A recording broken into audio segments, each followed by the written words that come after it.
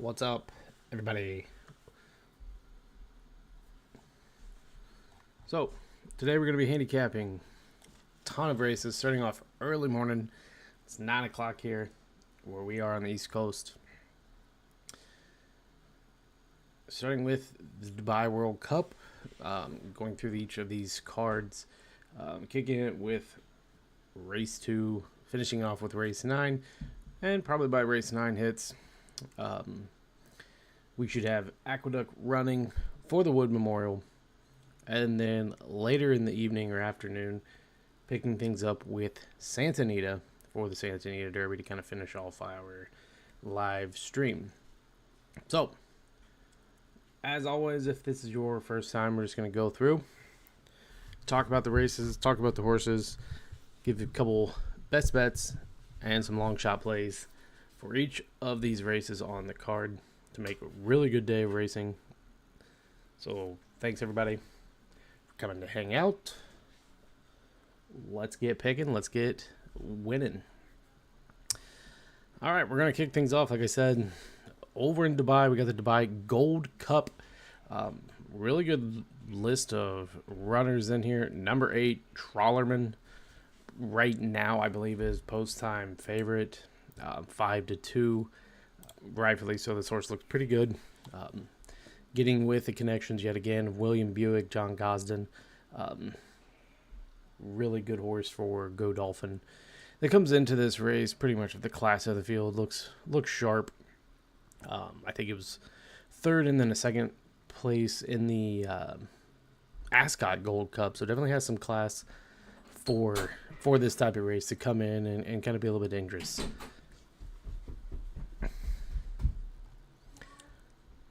Another one just to the inside. Number 5, Epic Poet.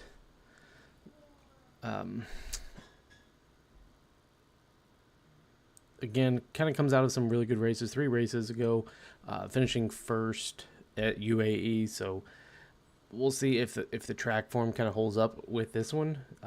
Pretty short price in here. This shows 4-1, but I believe the horse is 9-2 right now. And a long shot play that we're trying to throw around or tossing around right now is Straight. This one's kind of interesting. Last time out was beat out pretty easily, finished 5th, however, behind Shen Emperor, who's entered later today, and has also finished 2nd to Rebels Romance, who's also entered later today. So has run against some pretty tough competition coming into this race. So I don't know if that's considered a class relief, even though the horse finished 5th in his last and 10th in the time before. So definitely going to be one that's going to have to take a big step here. They will run 2 miles. So a lot of these horses are pretty comfortable with that. Like I said, Trawlerman, definitely one that's ran 2 miles, 2.5 miles, definitely going really far. Another one with some success going to has been number 1, El Nair. Has raced, I believe, at 2 twice now and finished 1st and 2nd in those. And I thought there was another one that had went 2 miles. The 3, but finished 5th.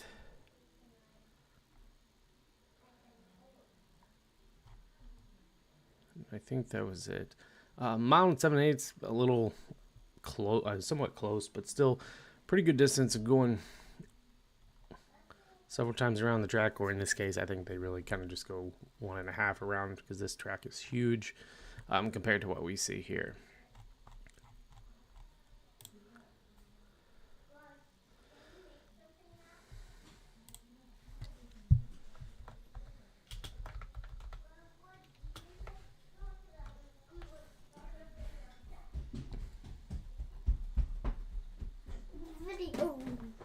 Are you back? Yep. Now what do we do? We got 5 minutes till the race goes off. I'm picking number 8. I'm picking number purple. You going with the 10? Yep, I'm going Okay. with the 10. Good luck. Then, What? can you go with the 10 with me? I don't know. I may stick with number 8. Huh? So I may stick with number 8. My favorite number purple. Okay, the race is done, Dad. No, they're not even to the gate yet. See, Oh. they got a long walk to get there.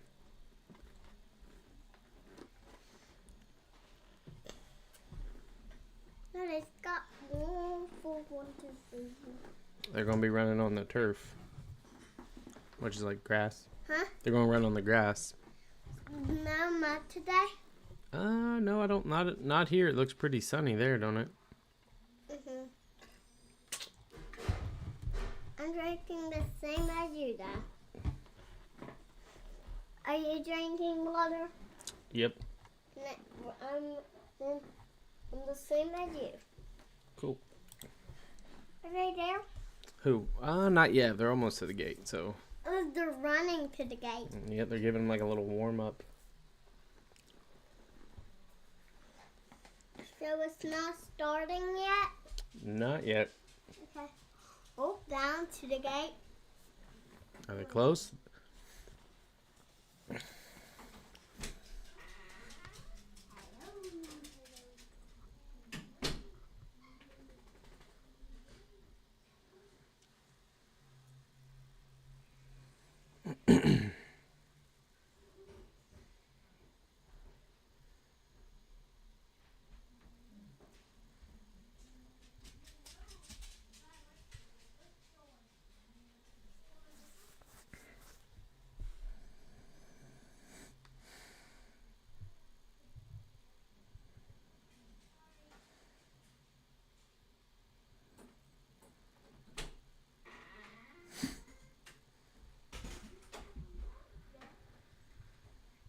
I'm going to take it to my bedroom. Okay.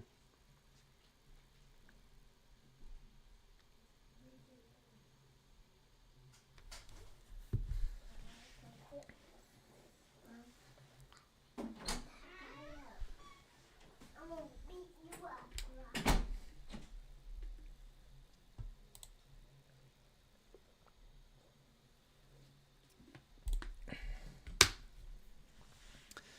All right. 2 minutes. Got a long one. Considered 15.9 furlongs. So about 2 miles. That's what they're going to run here on the Dubai turf. Really like the 8. Sneaky one to consider. The 5. Maybe the 1. Long shot play. Possibly looking at the 7. Or the 9. So. You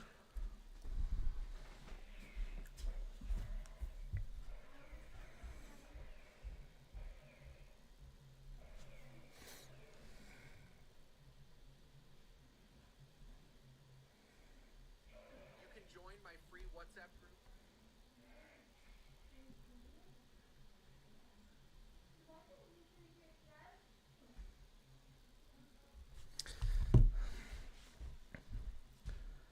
All right. As I said, later today we have the Santa Anita Derby Wood Memorial. Going to be sticking live all day pretty much as we kind of wrap up the Derby prep season outside of the wood or outside the bluegrass that we will have on Tuesday. Now because the weather has been awful in Kentucky. So make sure to stick around, pop in, pop out, check out the picks as we kind of start off with the Dubai World Cup, and then we'll shift over to Aqueduct once their card starts, and then we'll finish it off obviously with Santa Anita late in the evening to wrap up our weekend live showing.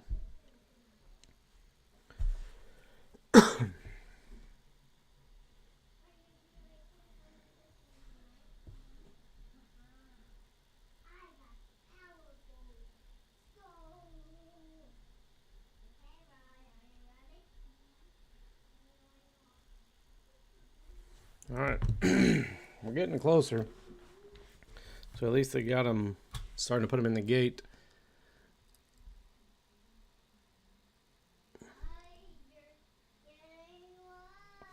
We'll throw the screen up. We better turn some If sound William on. Buick is There so we good on go. the front end, if he can get The into a sound is rhythm, off. Just he'll let me be know hard how to bad the pass. sound is. Keep If an I eye on need it Epic up, Poet down. late on. I imagine he'll be flying home in the final few hundred meters. Pat, all yours. Thank you, Tom. Dubai Future, a little antsy at the final part of making his way to the gates. Just had to be urged along there to make his way to the back of the gates with the outrider. But he is there. He's locked away now. Trawler Man and Passion and Glory, the last two to come forward. We're set here for the Dubai Gold Cup, 2 mile ahead of them. Ready to run. Racing. Oh, man. Away they go, and they got 9 jumps all straight up a in the fair gate. break here. Trafalgar Square heading back early. He's going to make his way over to the rail. Double Major using all of the course here. Coming up to the outside of Trawler Man. Term of Remember, Endearment. 2 miles. Straight Thor, Hammer Hansen Long way to looking to go. find the box seat here as they make their way down the straight here. Double Major still a little wide. Epic Poet midfield with Al Nye. What's up, James? A length and a 468. half here to Passion and Glory. They're going at a saunter here early. A few of these racing a little keenly. Dubai Future, one of those. Continuous settles at the back of the field, along with Term of Endearment and also Trafalgar Square, who is last of all. 2,600 metres ahead of them as they make their way down past the Maidan crowd here. Give them a cheer in the Dubai Gold Cup. And it is Trawler Man who's going to go up to the lead here. Double Major eventually working over to sit outside of the leader. He'll get the 1-1 shortly from a Term of Endearment. Straight's going to box seat into 4th position. From Al Nair and Epic Poet was next. Then came Passion and Glory, followed there by Dubai Future. Continuous second to last, and Trafalgar Square wanting to go a lot faster than Tygo O'Shea will allow him at the back of the field. He spots the lead 7 or 8 lengths. 2,000 metres left to go here in the Group 2, and Trawler Man leads them at very steady Incredible that fractions. these Wakesy horses makes can his run way this down long. the side here. A length and a half clear of Double Major. Straight is third, half a length back in 4th to Term of Endearment. It was a length to Al Nair, 3/4 of a length to Epic Poet. A length then to Passion and Glory, a length to Dubai Future, a length and a half to Continuous, and 2.5 lengths to Trafalgar Square. So out onto the back they travel. At the 1,600, they pass midway. And it is Trawler Man who leads them down the back of the course here, getting closer. Double Major, the margin now a half length. Straight was third, Term of Endearment. Cuddled up there on the outside in a nice position, travelling along well. Al Nair the same. Epic Poet 3 back and 1 out from Passion and Glory, who is a little keen here in the run. Dubai Future tracking up out wider. 2.5 lengths to Continuous, and Trafalgar Square has seen them all the entire way. 1,200 metres and change left to go here in the Dubai Gold Cup, and they are not breaking any records here at all. Trawler Man getting it all to his own liking up in front. Half a length on Double Major, straight third. Still going. 4th Term of Endearment, and 3 back the Pretty inside solid. Al Nair. From Epic Poet, who now peels out 3 wide to begin to improve. From Passion and Glory, who pops off the fence. Dubai Future looking for a card up here shortly, something to go around or ahead to push him through the race. Then came Trafalgar Square, and Continuous is now last as they head down the side. 700 metres left to go. Trawler Man now dials it up. Then came Double Major out wider. Epic Poet cruising into the race well. Straight looking for an out here on the inside from Term of Endearment, who's found it a little tough Wow. here in the final part. Then came Dubai Future, who's Complete coasting up on the opened up. outside here for D'Souza. On the inside, Al Nair. Then came Passion and Glory from Continuous and Trafalgar Square. It's Double Major who hits the lead from Epic Poet. Dubai Future, the old boy, finding plenty the outside. Dubai Future taking over from Double Major and careering away. What a return. He's come back from nowhere, and he's now 2 for 2. Dubai Future, classy in the Dubai Gold Cup. 2.5 lengths from Double Major. Third over, Epic Poet from Passion and Glory, Trawler Man. Then came Al Nair from Term of Endearment. Next over was Trafalgar Square. And the last two home, Continuous, and the German Straight has run last. They just like unloaded. James with the top pick. Well done, dude. On the 4. Dubai Future. Nice pick. Absolutely cut loose on that horse. They were all bottled up there. I thought it was just going to be anybody, and then the 4 just smoked them. 4-1. Can I talk now? The 4-1. Huh? Number 4. And my number? No. 10 wasn't up there, buddy. Huh? 10 wasn't up there, buddy. Where was he? I don't know. Back here. Okay, can I talk now? I did not know what to say. But I did not know what to say. I did not know what to say, Dad. You're fine. That was race 2. So now we go to race 3.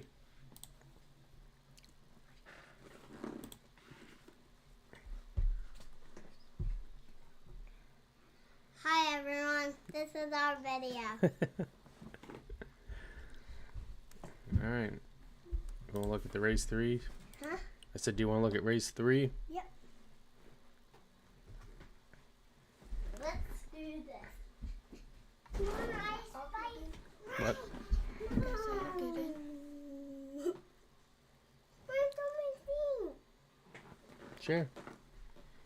I can. Look, there's a lot in this next race. Mine has got Stop, me a guys. little bit. Mine just got me a little bit. It's okay. Sit still.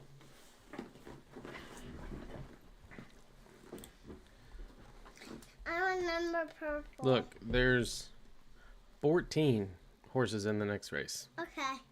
How about number purple? Do you want number 10 again? Yep. Okay. And number blue. Number 3? Oh, so you're saying it's the star. Why don't you say their name or number?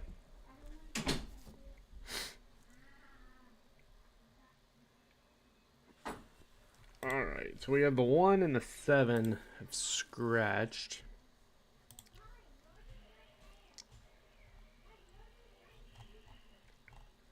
$14 runners. I believe we're going a mile here on the dirt, the Go Dolphin Mile. So really good race 3. 14 runners going a mile.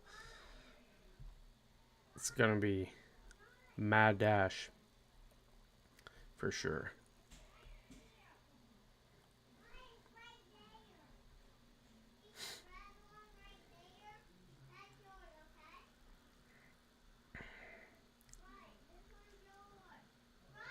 We have a couple, I believe, that are coming from the States. 15 Steel Sunshine. I believe that's Christophe Lemire. Getting aboard. This one has been at Gulfstream Park a couple times at Churchill. Comes out of the Alashiba, the Stephen Foster Holland's Holiday. I believe was down there for the Pegasus and then the Gulfstream Park Mile. Not much there. Beat out by Mindframe. White Barrio. Really not much. I guess you'd have to go back 2 years. Gulfstream Park Mile was the win this horse picked up. Other than that, it's kind of struggled here in the States, so shipped over, I believe, new trainer is kind of why it's came over here.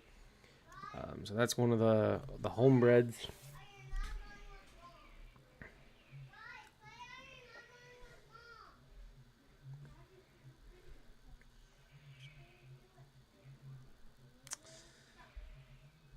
We got U.S.-based jockey Florent Giroux on the 7.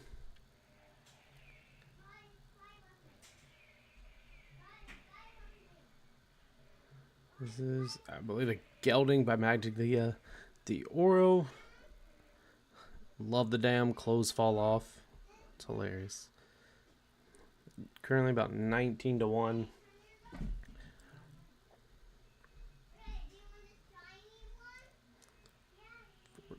Mendelssohn Bay.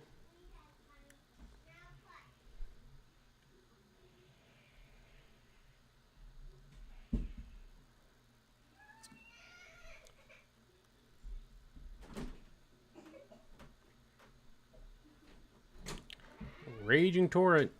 Another one that's US based. Huh? Daddy?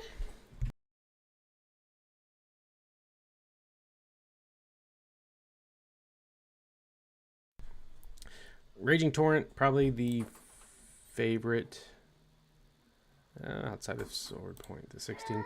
Doug O'Neill, Frankie Dettori comes over to ride Raging Torrent. Rode this horse in the Malibu, won the Grade 1 Malibu. So comes off a decent sized layoff from December. So comes in here trying to pick up a pretty big Dubai mile win. Looks pretty good. Getting 9-2 right now, so probably just getting the respect coming out of the Malibu for sure.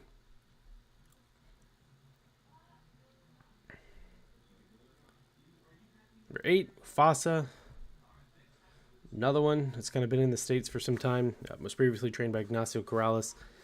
Comes out of the Mr. Prospector, the Breeders' Cup Dirt Mile, finishing 11th in there, but did win that Mr. Prospector with Tyler Gaffalione. So outside of that, Breeders' Cup Dirt Mile did have 3 wins under the belt. So one that could go pretty good in here as well with some early speed. However, did run 7 furlongs last outing. So has ran the mile once and finished 11th. So the distance may be the big question mark for Mufasa. So surprised that this one's getting 5-1, was struggling kind of going a mile. Japan has a couple horses in here that look pretty good as well. Let's see. Number 9, No Lunch. Irish bred horse out of Dubawi. 3 wins in a row so far. So looking to pick up 4 wins in a row. Each of those have been on a mile. Speed figures look phenomenal on this horse. Probably the best of the field right now. Morning line was 6-1. Where'd the 9 go? So as of now, we're still getting 6-1 on number 9, No Lunch. So that's pretty good value for a horse that's got 3 wins in a row. 8-4 lifetime. So it looks pretty good. We'll just see if the class will be a problem coming into a graded stakes race. Another state shipper, we have Little Vic, the 5 for Juanavilla. Johnny Velasquez gets the mount on this early speedster. Also comes out of Mr. Prospector with Mufasa and White Barrio. Finished 3rd in there to those. However, comes back in the Fred Hooper grade 3 stakes race and beats out Implementation and Tamaramba. So, does have some speed. Like that it went a mile last time out, was able to win. So going a mile again in here, but definitely going to be up against about 13 other contenders that are going to be a sure challenge. I believe it's the first time the horses have actually went over here. So we'll see what the shipping does. But right now we're getting 15-1 on a horse with some early speed and that's coming off a victory going a mile.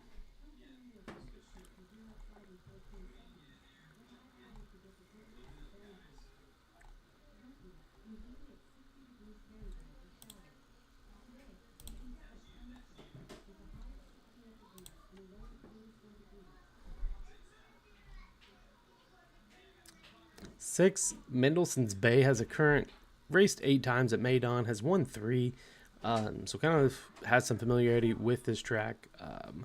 However, the distance, 2 for 1 so far, so I don't know if the distance should be an issue or a problem for this horse. Fort Payne has raced twice at Maidan as well, so 2 races, 1 win. The 7, Mystery, 5 races, 3 wins at Maidan.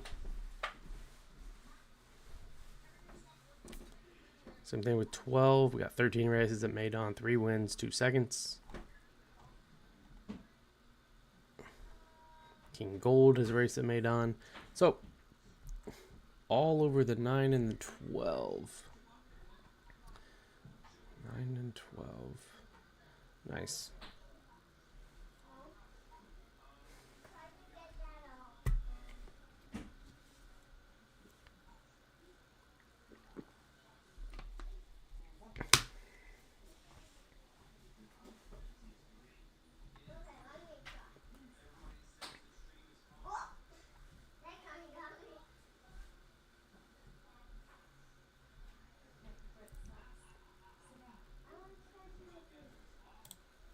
See if the odds have changed.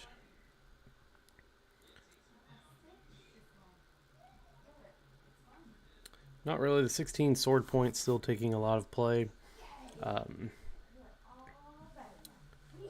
11 Peptide Nile getting a little bit of play as well.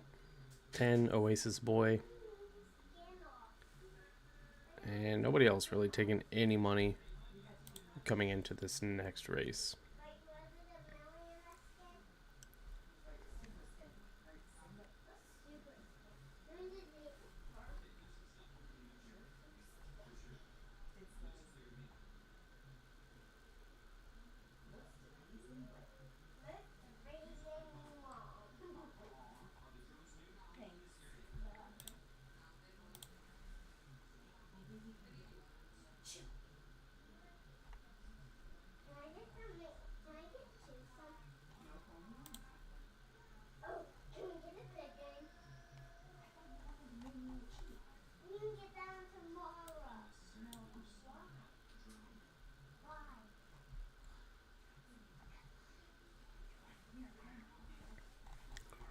All right.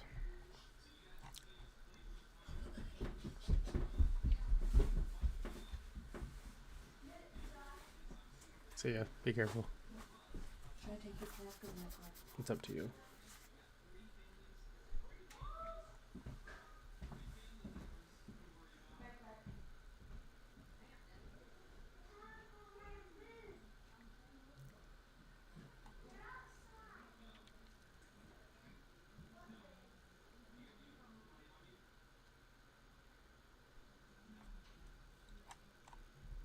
I feel like this could be very wide open race. Very wide open.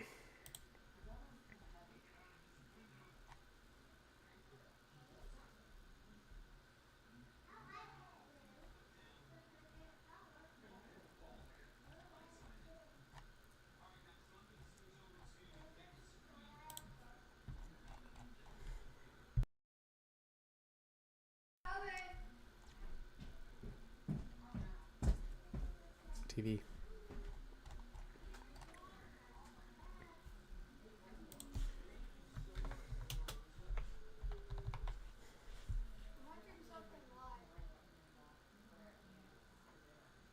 So, just turn it off. Or mute it.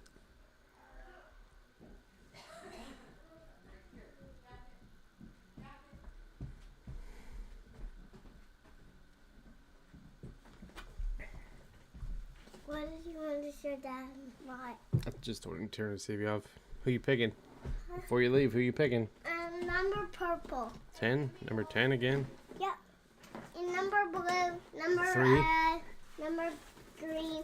And Alright. number. You can't take them all. Why? Why? See ya. Yo.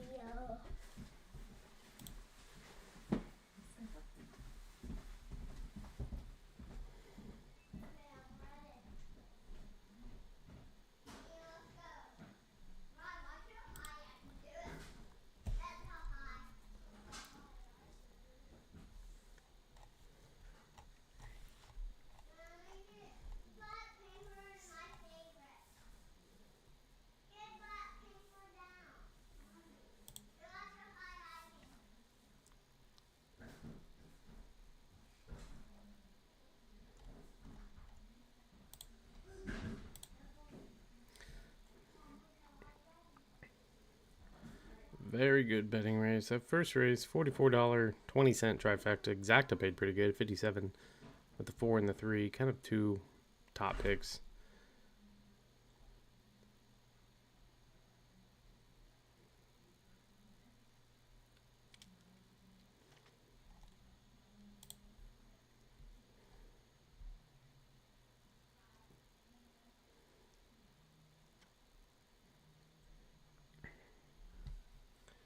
Very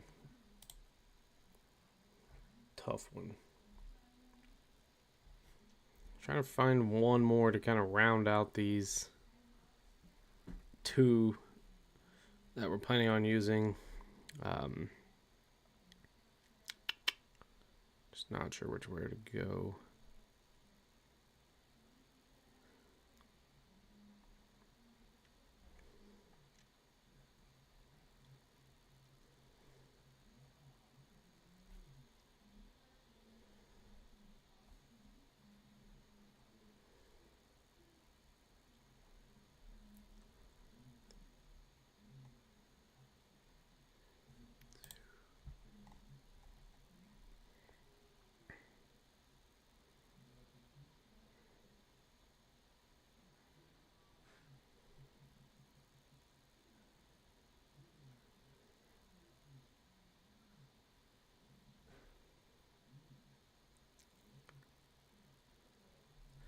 So, trying to decide here. Number 2 looks to be one that's going to go out early and wants to go fast. They went a minute 36. Last outing, I believe that horse kind of led fairly off. If they go any slower, though, it kind of struggles. The other one, who else were we looking at? 15.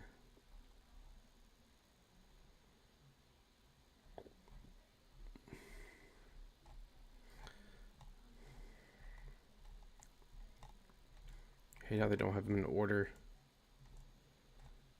15 Steel Sunshine. Kind of ships over though. Gonna make it tough. This one's a late runner. For sure. Did put in a pretty good workout before shipping over. But that again, that was before shipping, so I don't know. Definitely going to be a challenge for sure for Steel Sunshine. But a lot of horses, a lot of crazy things can happen too.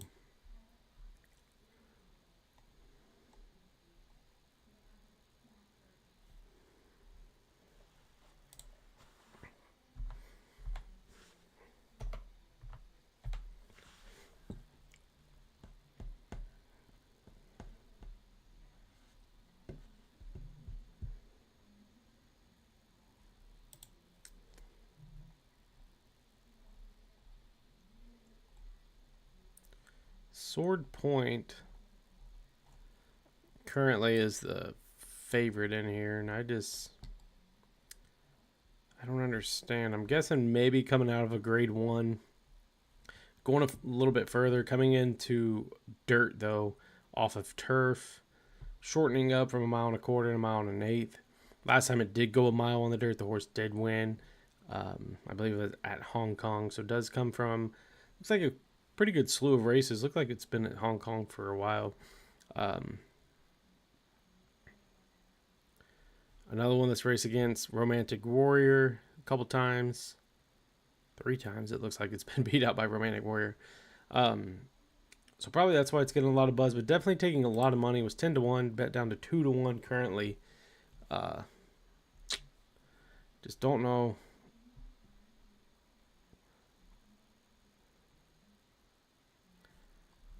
If I trust it enough. 8, 9, 13. I mean, the 8's taking some play as well. Mufasa, again, another one that's kind of came off a pretty good race. So it should. Trying to find just a little deeper of a price in here to use underneath of our top 2 picks. Kind of stuck on the Mendelssohn Bay and this 12 horse right now, or the 15. And again, like I said, the 15 shipping in from Gulfstream Park does have a pretty good work going over, but it's hard for some of these horses to kind of adjust if they haven't been there for a while. And one that's kind of struggled a little bit when they were in the States. I would say the one that's shipping right now, Raging Torrent, probably has the better leg up, and Mufasa has a little bit better advantage right now over Steel Sunshine.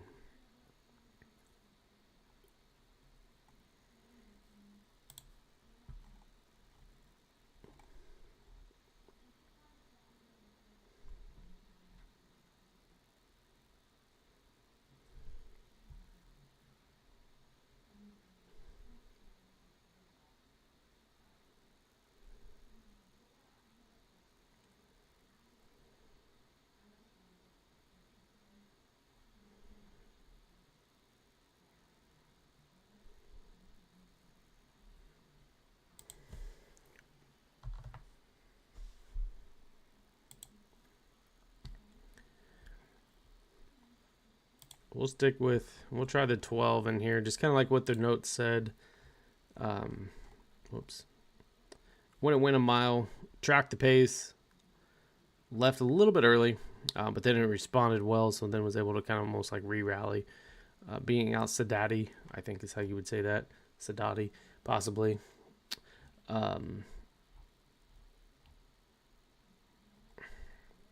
Yeah, that's what I'm thinking. I mean, last time Raging Torrent raced a mile, I mean, that was December 2023. So the horse has been going 7 furlongs forever.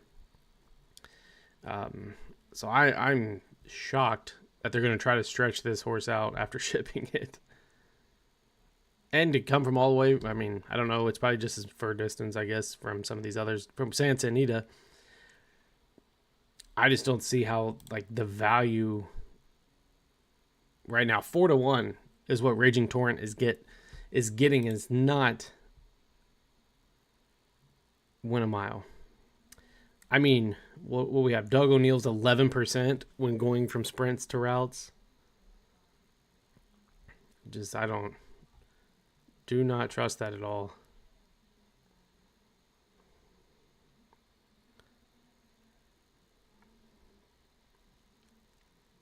I mean, even the 8 Mufasa hasn't. I mean, he's won a mile one time and finished 11th, and he's like the 4th betting choice right now. I don't understand that.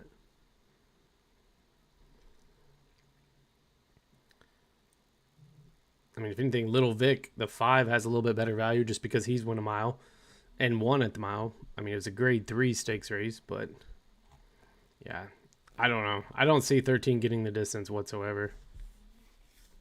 I'm going to guess he's being bet the way he has in the morning line because of the class that he's coming out of, 2 grade 1s. But he didn't do much in the British Cup sprint.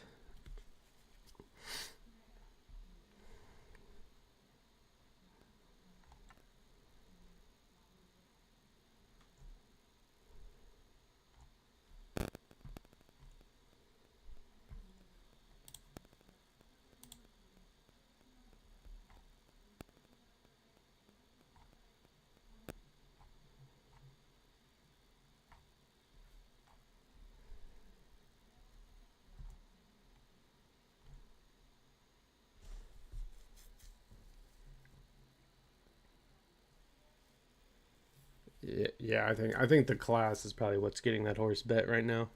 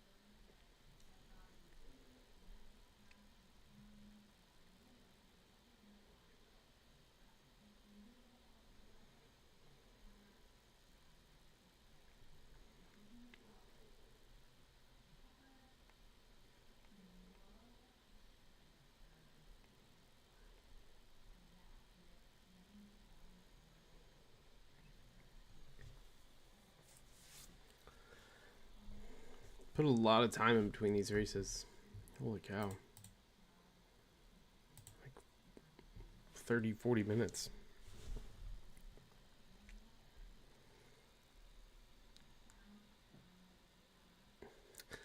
Yeah, the two's definitely very interesting, James. I took him also. I put him, I think I used him as an under in my exact, I think I went 9-11 and then the 2-12 underneath.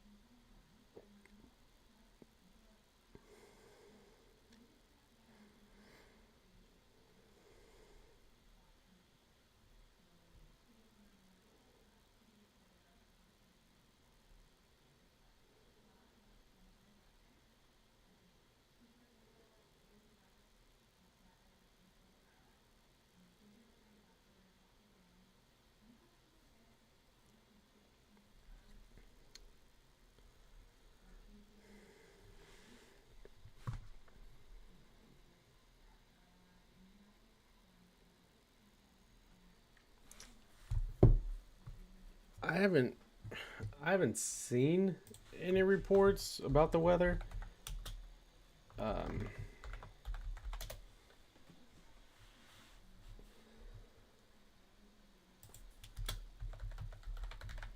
mean, the radar shows all kinds of rain all around. I think they have like a small chance, 50%. So I don't know. I don't know if it'd be considered muddy or just maybe if we get like a wet fast type. I don't know how long it'll take them to like get it cleaned out or dried out. But they got like a 45% chance of rain basically all day.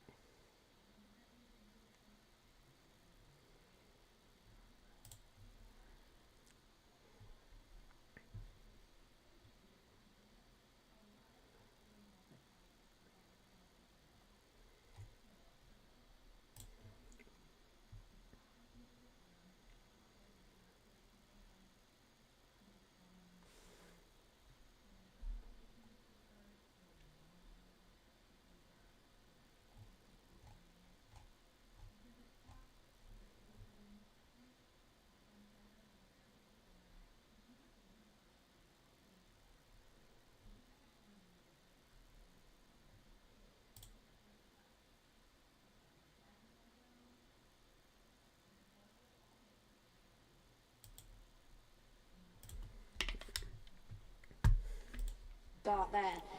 Real good moving horse, isn't he? He looks an absolute... He blew me away in the paddock, honestly. He's big, he's strong, he's imposing.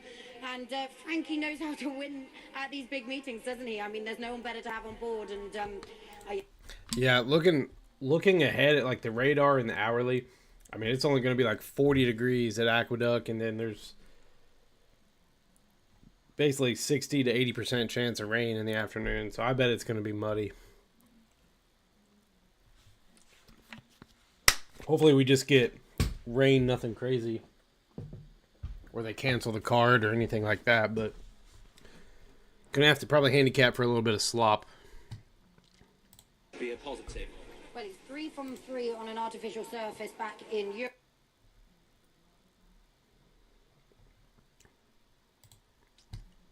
Moving massively progressive throughout this year for this yard, and he deserves his step up in grade now. He's beautifully relaxed, he's taken the occasion in his stride, and I suppose the negative you'd be looking at is he's coming out of stall 15. It's very wide, and he is going to have to try and track across as much as possible. It's not easy from there. No, I think the other thing is it's not necessarily will he or won't he handle the surface, but it's the different tempo of a race as well. So that could be the concern, but they'll be aware of that, and they'll be looking to counter it by getting off to a handy start. As mentioned in the past, this is often a race that does suit a horse that gets on the speed earlier in the night when the track is riding really quick. So getting that round can be all important. But, well, who's going to do it? We think it's between Mufasa and Raging Torrent, but there'll be a few trying to get there for sure. So, loading process well underway. There is Khalid going in for Sylvester de Souza and Musab Al-Meri. Sylvester looking to win his second race of Dubai World Cup night. Pat Comerford, all yours ahead of the Godolphin Mile. Thank you, Tom. All right. Yeah, cracking race, isn't it? Plenty of winning hopes here, and Two Rivers Over, a great winner last time out, and he was in a very open field on that occasion. Probably make a case for about 7 or 8 runners at least in this field as we get set here for the Godolphin Mile. Group 2, Siddharthi about to be brought forward along with Little Vic.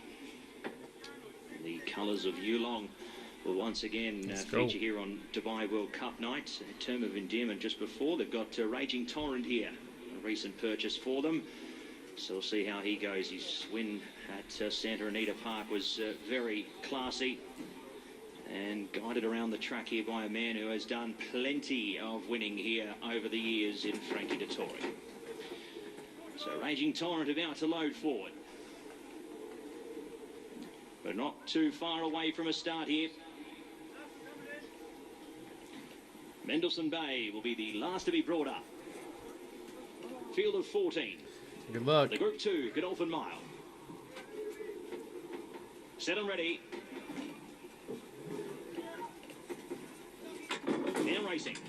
Oh. Steel Sunshine stood there and missed it. No lunch the same. Kazu Petron drops back along with King Gold. Mufasa away Missed fast. the break on the Raging 9. Torrent, Peptide Nile. Kareem Jump tries straight to up. shoot through here as they come out of the chute Son and of a onto the bitch. course proper to find a spot in the box seat here. Mendelssohn Bay's got enough speed. Siddharthi wide. Then came Little Vic, followed by Oasis Boy, Fort Payne. Sword Point being outpaced here early.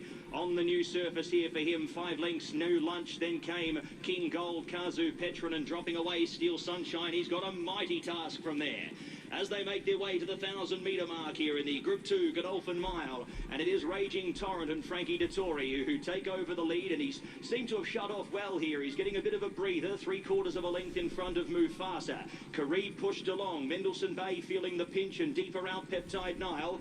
2.5 lengths to Siddharthi, half a length Fort Payne, 2 lengths back to Oasis Boy, no lunch getting going. Then came Kazu Petron, Little Vic going back through the field. King Gold being saved for one effort from Steel Sunshine, who's getting going, and Sword Point for Hong Kong is out to last. As they swing the bend, Raging Torrent the one to chase here in the Godolphin Mile. Half a length on Mufasa, who gives a kick the outside and is presenting a nice challenge. Then came Kareem from Fort Payne, Mendelssohn Bay, King Gold running on with Kazu Petron, but Raging Torrent finding more. Raging Torrent 3 lengths in advance of Mufasa. 150 metres left to go in the Group 2 Godolphin Mile. King Gold flying late, but Raging Torrent, Frankie Dettori's back in town, takes the Godolphin Mile by 4 lengths. King Gold a brave run in second. Kazu Petron third over. Steel Sunshine has run into fourth. He's come from a mile back. Then came Mufasa. Next over, Mendelssohn Bay, Kareem, Fort Payne. A gap. That makes 0 sense.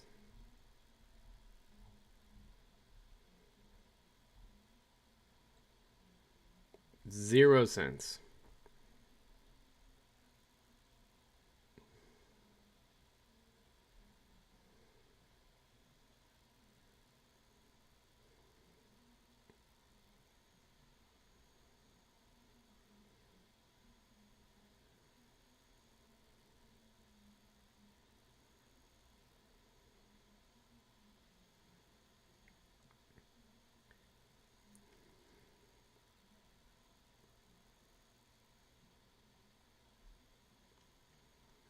No idea. Yeah, driving away, and the last time the horse ran a mile, couldn't even get the distance.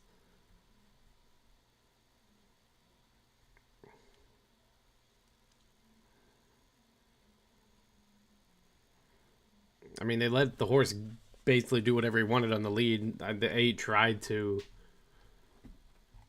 I don't know, push the pace or get up with the pace, and it just blew his door off to nobody. It's like 5-6 length win.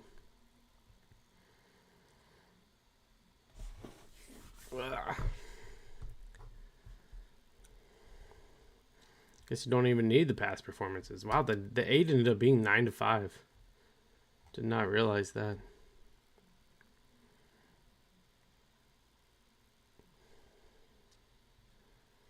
Jeez.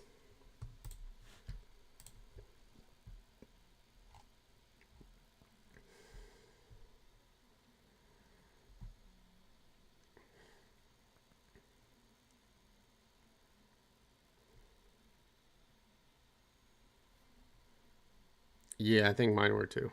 I know the 9 jumped at the start, so I don't even know if he even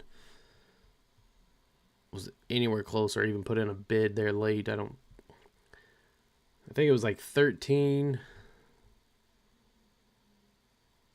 4, and the 3 maybe were up there.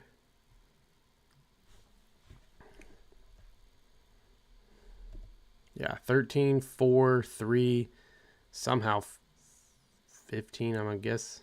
Steel Sunshine somehow put in a bid to get 4th. I wrote that horse off too because he was shipping in. All right. I guess the shippers may be on one today.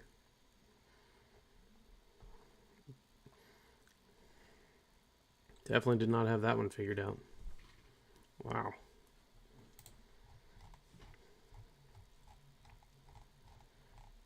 Yeah.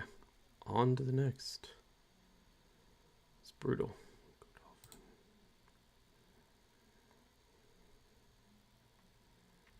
Should be back to turf.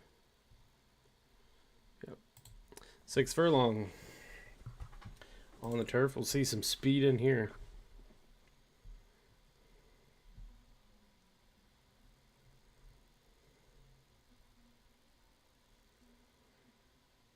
Another good field. I think we have 11. Currently the 3, 7-2 or 4-5. Holy cow. It's pretty early to have one that's already taken that much money and getting 4-5. That's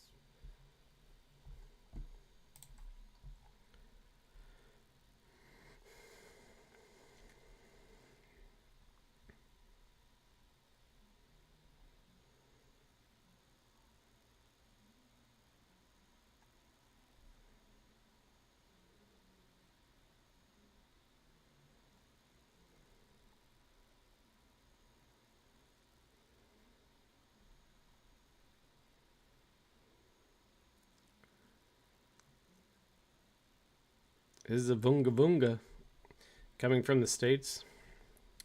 This horse was in the Breeders' Cup Turf Sprint, finished 7th in there. The name enough is pretty awesome for a South African horse. It's got some type of meaning, I believe. I remember like watching the whole story on it. So if you're going off of names, this is a Vunga Vunga, number 4. It's always a cool one to say and hear if the horse gets up in the lead and the track announcer has to try to pronounce it.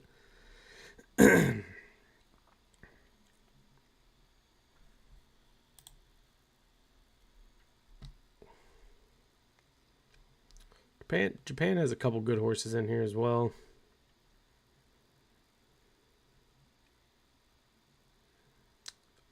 I believe the 3 is Australian bred. Comes out of 2 grade 1s, the Silver Jubilee and the Sprint Cup. Finishing 3rd in both of those behind the same 2 horses. Kaging Rising and Tex-Mex. In there, so I guess they're thinking this horse doesn't have those 2, so should run a little bit better.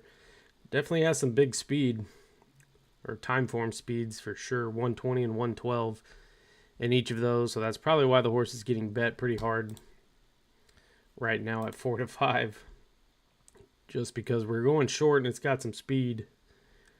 Number 9, did I miss? That's Believing, I think.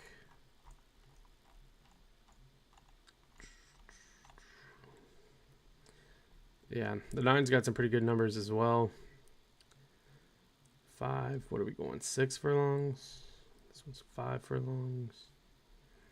No, at least it comes out of some grade 1s, so this one should have some class. That Brad Sell horse is a really good horse, so for it to run second to it twice, that's pretty good.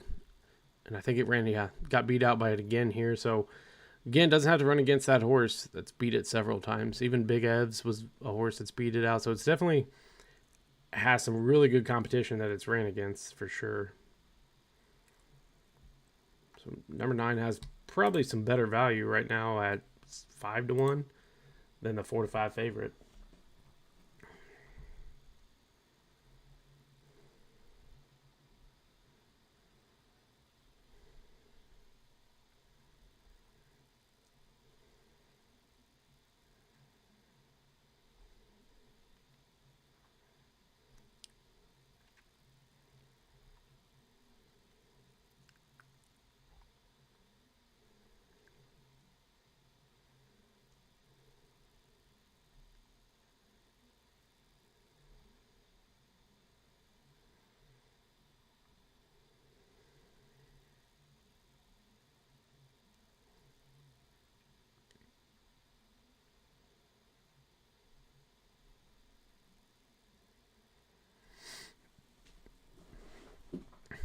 The 11 comes off of 2 wins.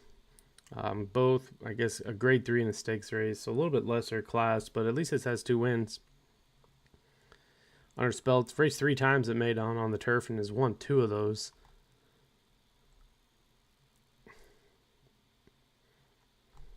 Again, at that distance, shouldn't be a problem.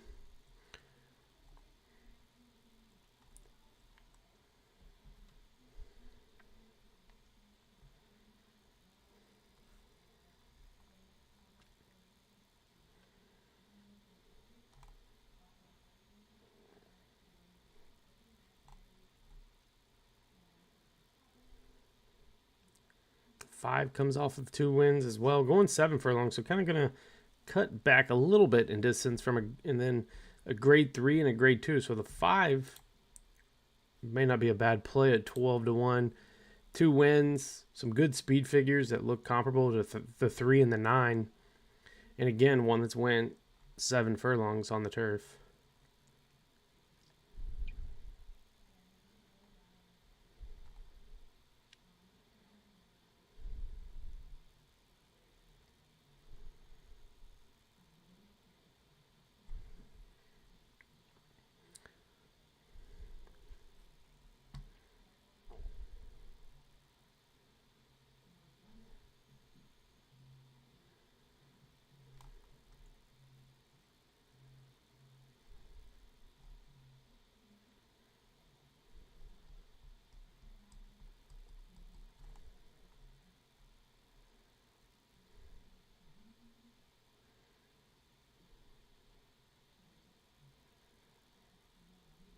Seven speed looks pretty good as well. Another one that comes out of some graded stakes races.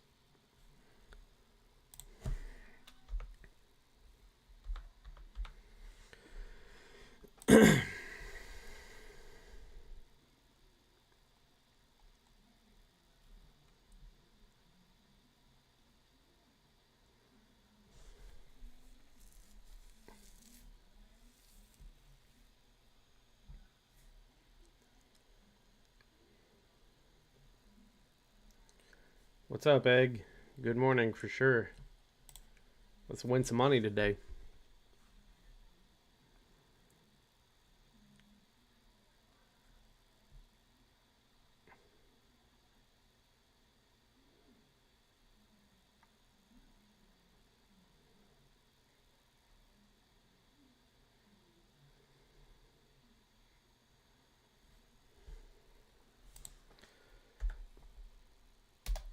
I'm gonna try with this 5 horse.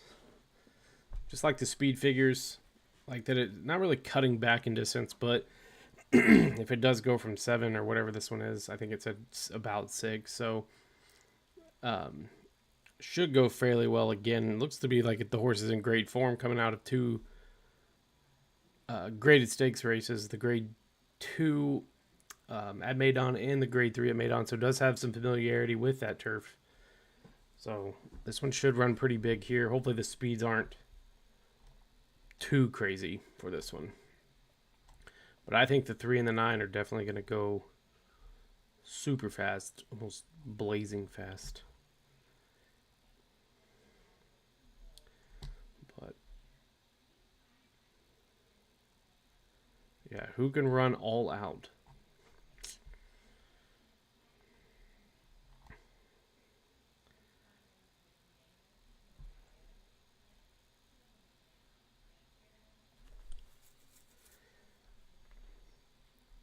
I mean, the one has showed when he runs fast, it helps.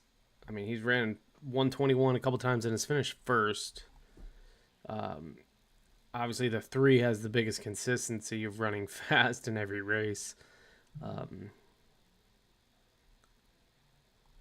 1 was the one I didn't really know what to do with, just because the speed figures were up, down, up, down.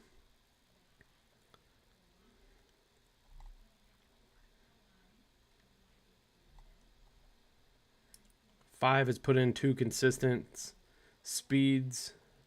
The 8s, the speeds look better on the 8, so he's getting faster, it seems like. So maybe it's just getting back into the swing of things. I think this will be like his second start off with layoff. The 6, just not much consistency there.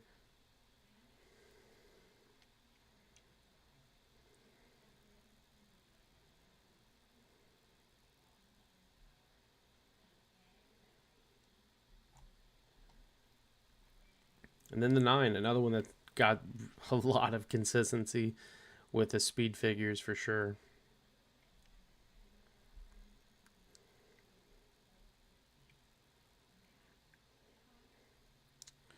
Something I wish they had like the workouts for some of these when they run overseas, just so we could see who's like holding true to their speed and holding true to their form.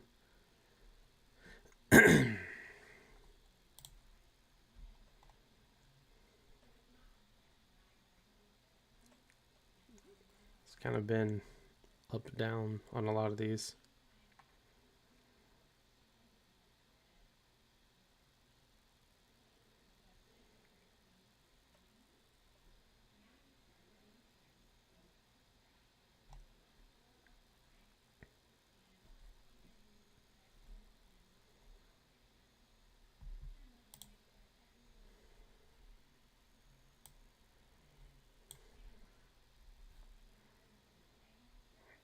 This is basically a quarter horse race for what it would look like. I mean, they're just going to run a straight line, straight zip for 6 furlongs. So if the horses are used to going like one turn, 6 furlongs, it could be a little change going straight. Maybe they're going to run a little bit faster. As you can see, I think that's the STR on the past performances. Straight, they go right-handed or they go left-handed. 11.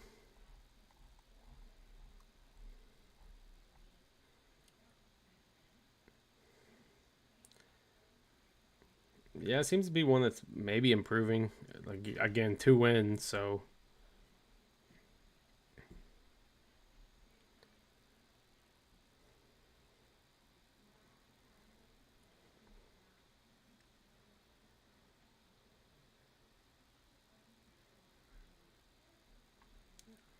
I just don't know, like, what it was racing against in that last field. The notes talked about it being in the midfield and then quick into the lead in the final, so I don't know. A lot of horses in here that it's going to have to... If it gets buried, it could run into some trouble.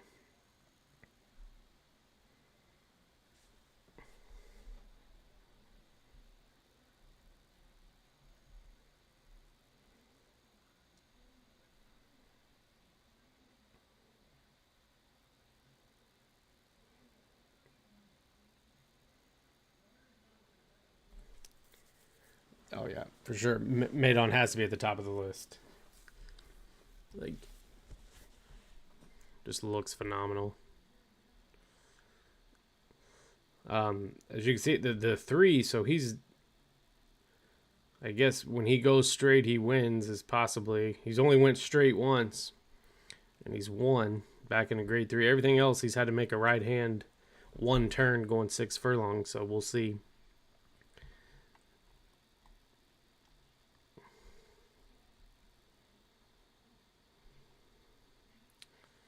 10 prefers to go straight as well.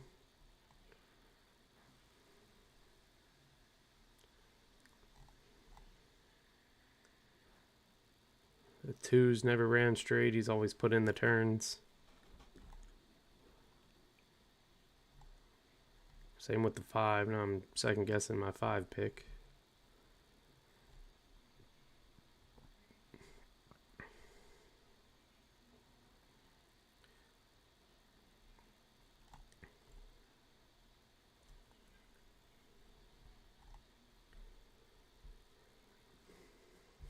Sure, the 6. Maybe the 7. Should have took a little bit more looking into the, I guess, the distance actually being straight rather than the turn.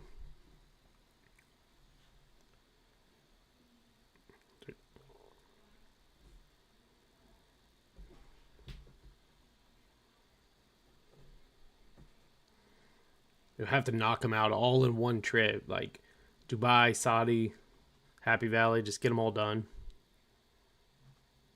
Because while you're over there, you might as well get the other 2.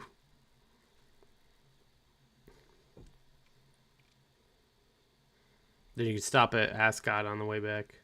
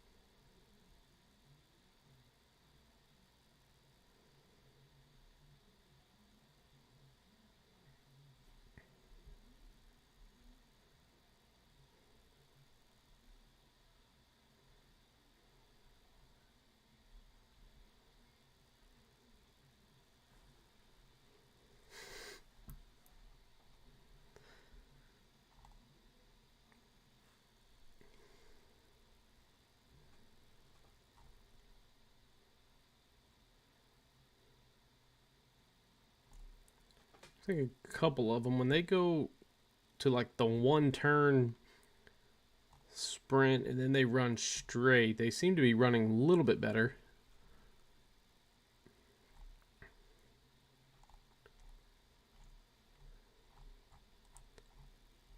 It seems to be like there's a little bit of improvement when they go from a turn to a straight. 2 is running straight for the first time. The 3 is going back to running straight. There's not much difference. Oops. We'll stick with the 5.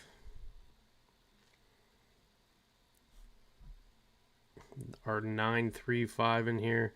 The 2 is kind of interesting. Like I said, first time I believe the horse was running straight, so it's definitely going to have to run a little bit faster, right? So it doesn't have to make a turn. I'm taking a little bit of money right now, but nothing crazy. And the 7, didn't know what to do with the 7. That was another one. Just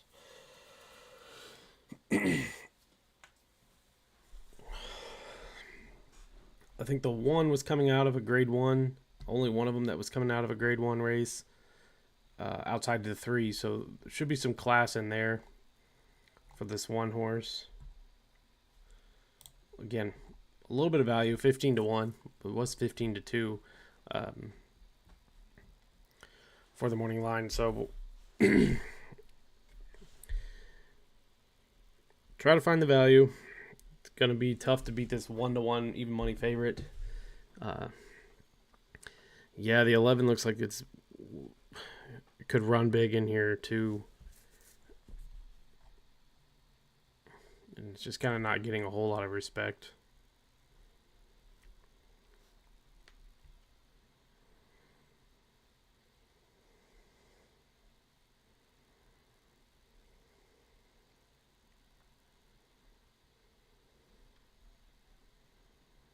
Just trying to find some value.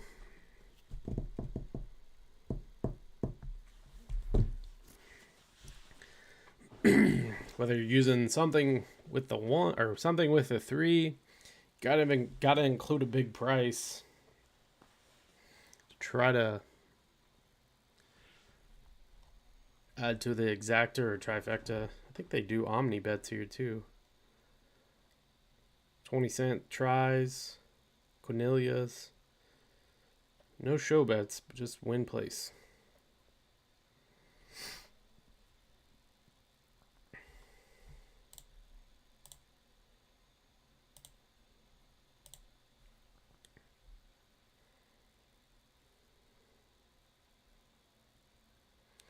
Exacta 4, 6, 8, 9. Leaving off the 3. Nice.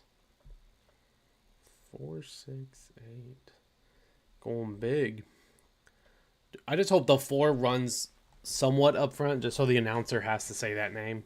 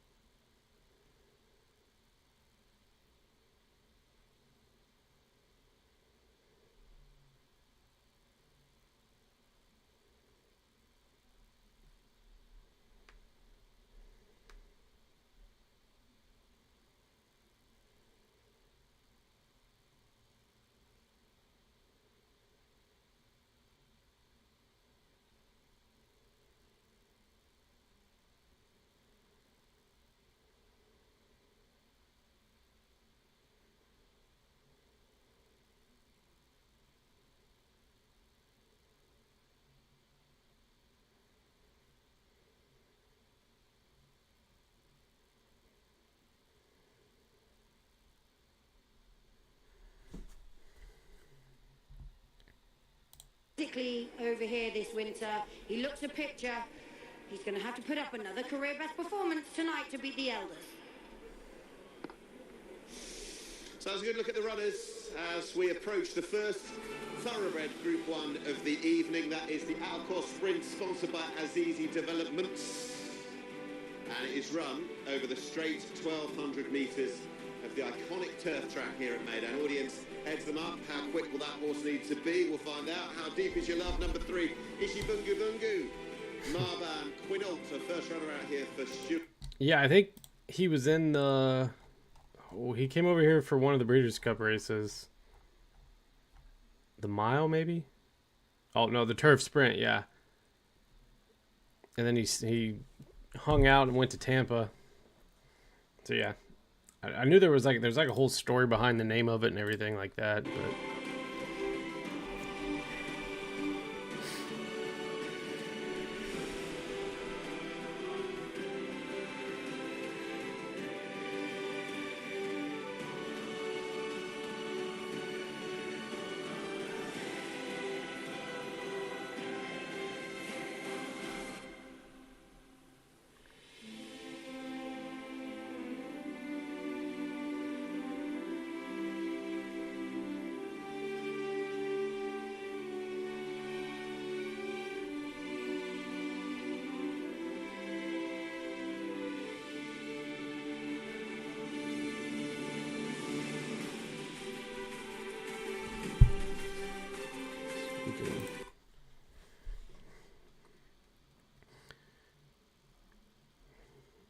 At least mute the sound until we get a little bit closer.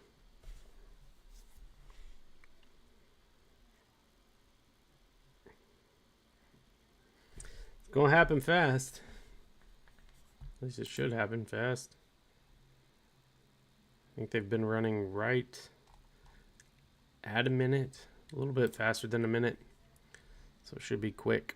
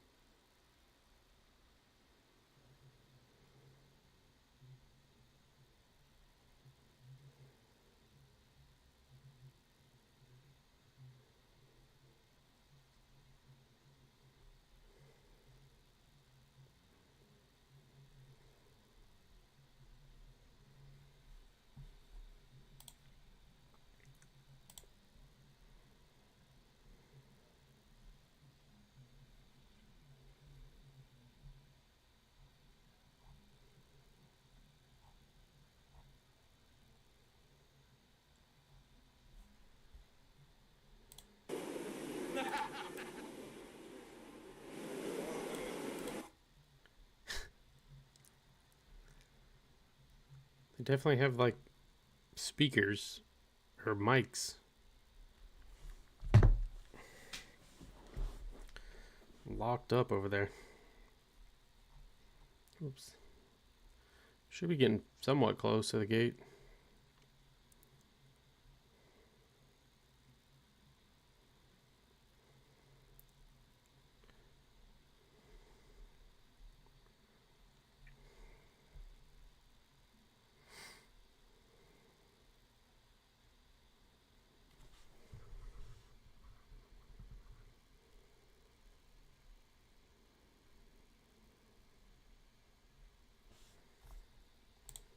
So we'll soon find out whether he's done that or not, but it won't take us long. We'll know the results soon. He's handled his travel over and his training good? Yeah, he's at home, he's fine. You know, he's travelling, he's a well-conditioned horse, he's nice and quiet, got a very good temperament, does everything perfect, but always race day that can change very quickly. Absolutely. Well, he looked an absolute picture, I must say. He's a horse that seems to have a lethal turn of foot. Will you be trying to use that late on?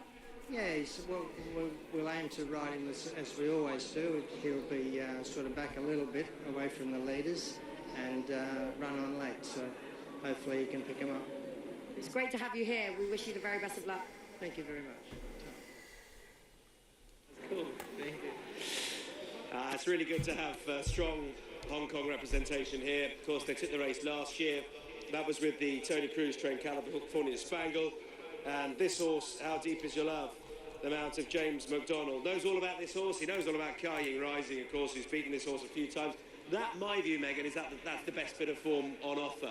That offer by How Deep Is Your Love. But there again, you look through it, there's real European depth to this as well, with consistent Group 1 performers. Yeah, there is real depth to this race for sure.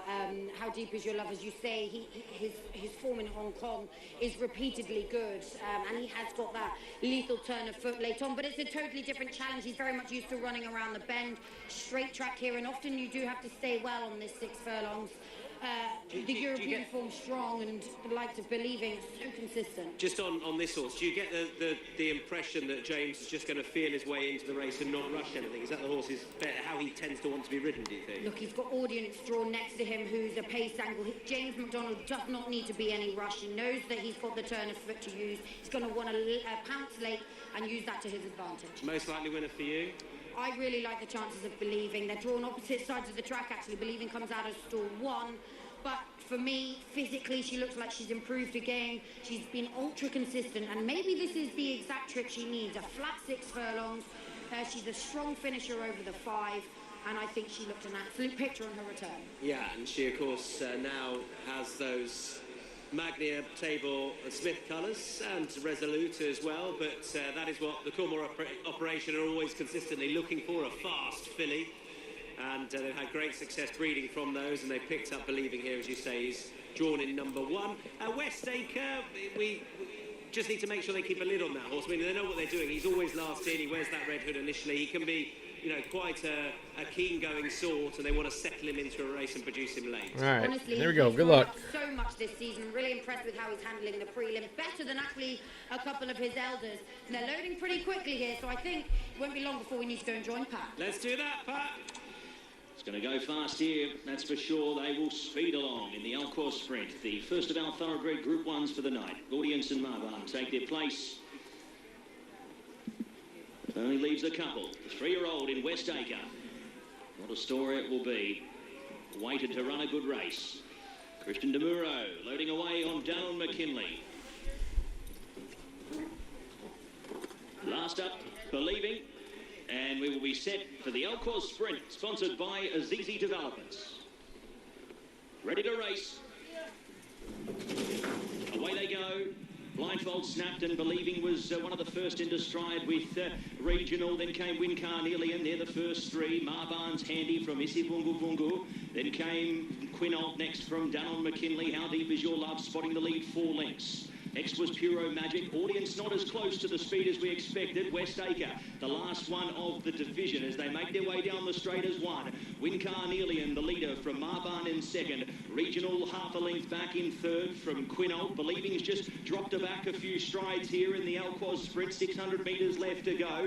They were followed by How Deep Is Your Love. Audience getting going down the centre along with West Acre, who's finding plenty. Isi Vungu Vungu out to 2nd to last from next to him running there Puro Magic. It's Win Carnelian, though, who's finding a lot. Win Carnelian, the one to chase in the Alquoz Sprint, gets away now from Believing, who's finding again, gets a second breath of wind with Regional. Win Carnelian for Japan, though, with 150 to go. Out clear by 2 lengths, Believing and Regional. Finding more in the late stages. Believing right over the top here. Believing goes on to win. Believing for William Buick, half a length on the line. What a thrilling Alquoz Sprint.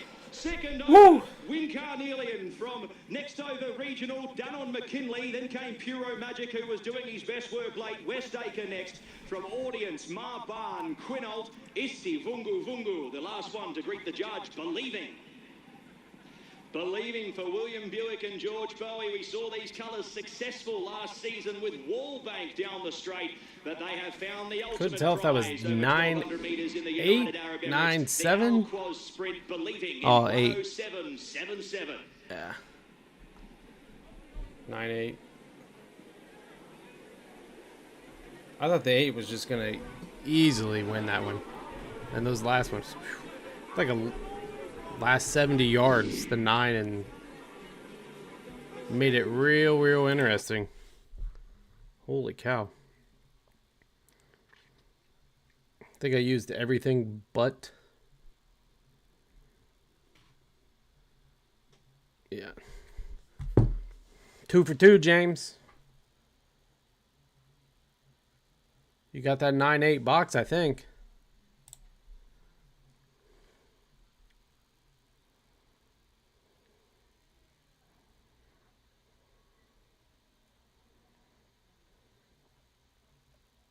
Oh, yeah. I think it was 9-8. Should be good. Should be huge.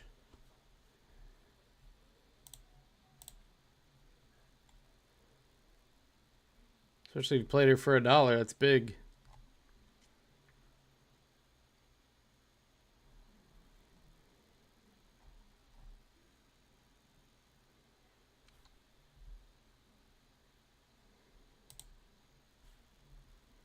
It's showing 9-8 on their screen down below.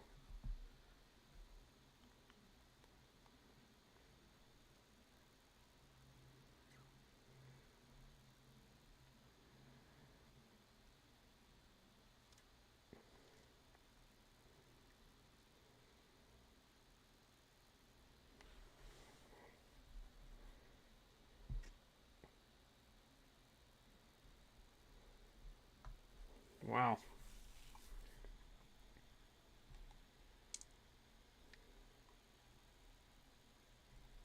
You definitely called it, not believing in the 3-horse.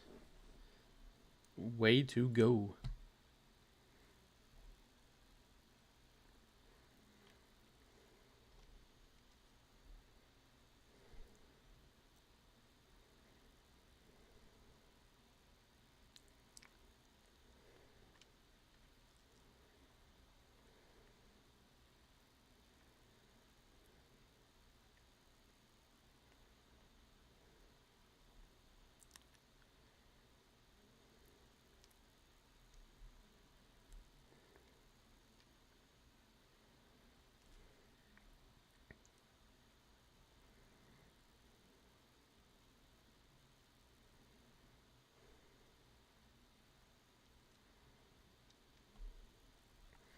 That should pay like $150, I think, is what. Let's see. For a dollar, 9 over the 8, 150.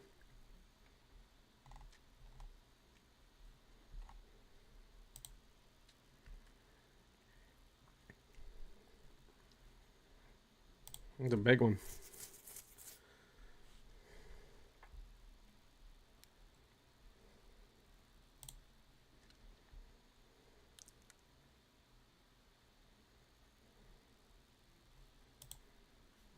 All right. Well, now we got a Derby prep. If they decide to come to the Derby. The UAE Derby. Race 5. 9 entrants. All of them kind of short priced in here outside the 7. So, really good field to take a look at for sure.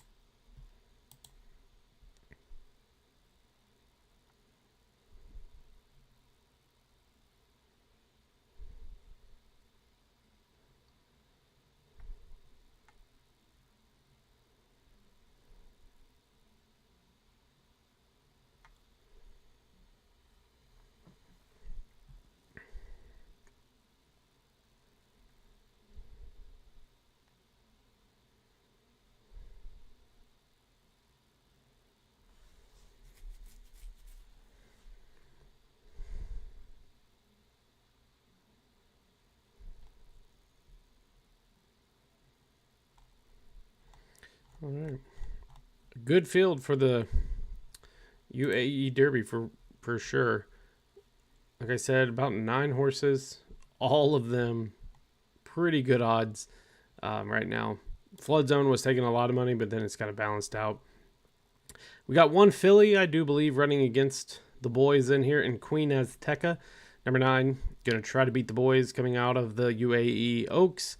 Could be very interesting if this horse happens to win. I hear Bruce at McDonald's.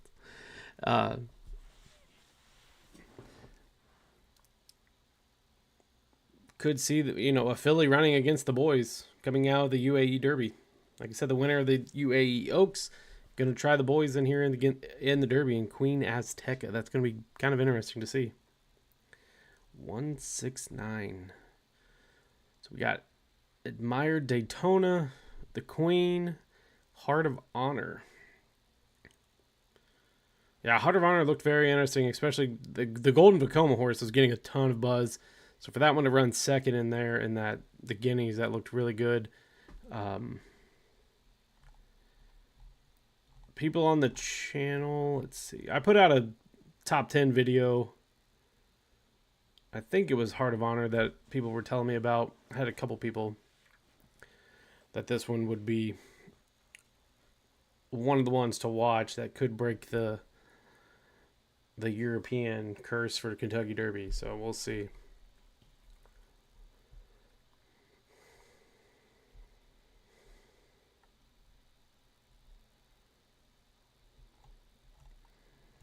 Yeah, the 6, the 4. I'm surprised the 4 shipped over after coming out of the Gotham, or winning of the Gotham. I thought it would stay there and kind of stick with the wood. So kind of interesting to see Brad Cox put this one over here.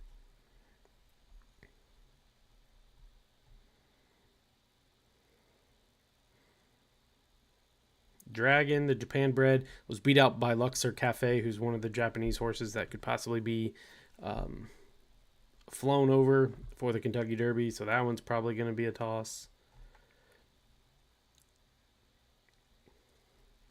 I think the Daytona horse finished ahead of the other Japan horse, so that one's should have a little bit better value.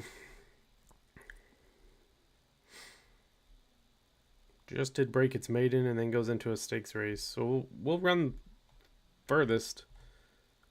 1 3/16 is yet to run that. Utah's flood zone. Yeah, I just don't know why they shipped it over here. It's kind of weird. I mean, the workouts look pretty strong. I don't know if that was probably back over in the States.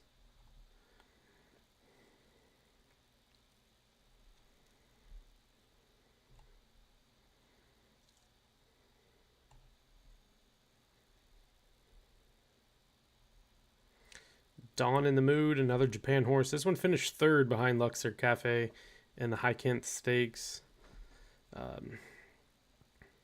Won an allowance race. Speed figures look pretty good on that 2 horse. Might be one of the faster ones. Out of Shin Forever has the fastest right now, 101. Again, another one that ran 2nd to Golden Vacoma. I'm surprised the 8's not taking a little bit more money as well. But all these basically are dead tight.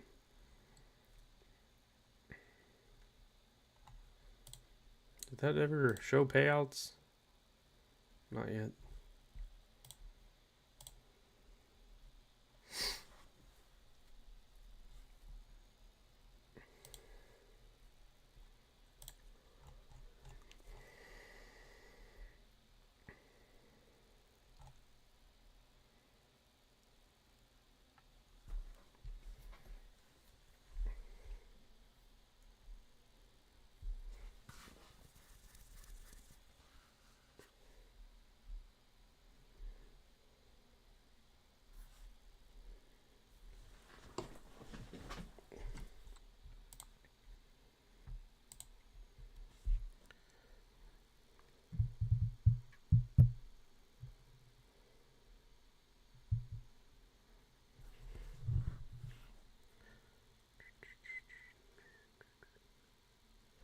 What betting app does everybody use?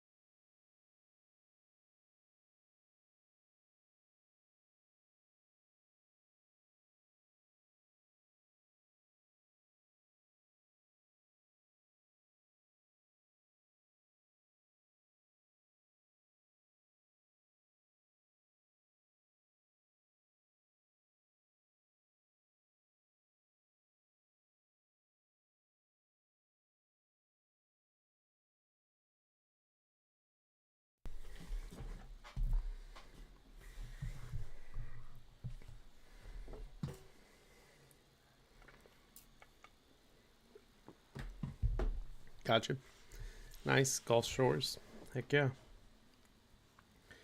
I have family that lives in Mobile, Alabama. I just know FanDuel's giving I think $20 bet back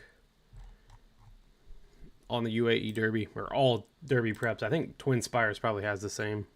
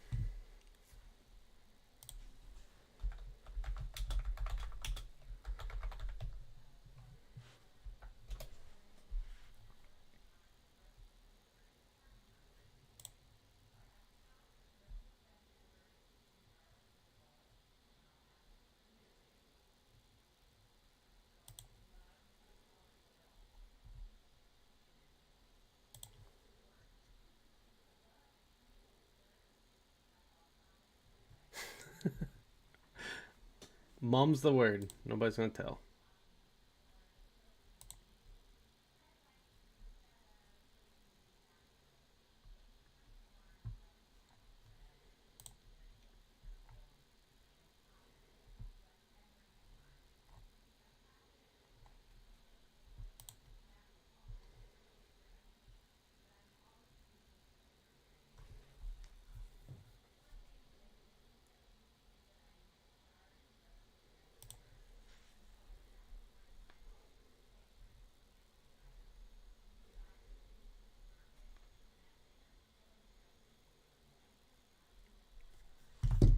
Yeah, I think Twin Spires is also doing the any Derby prep you get money back.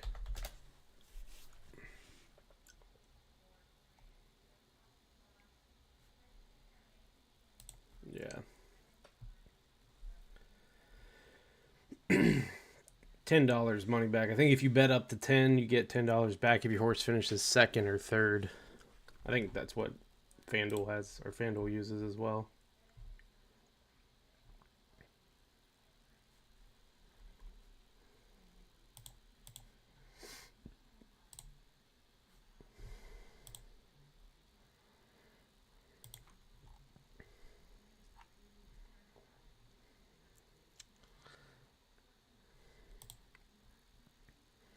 Odds are still the same. Flood Zone still taking money. Heart of Honor still 6-1. Admired Daytona actually taking money right now, 9-2 from 12-1.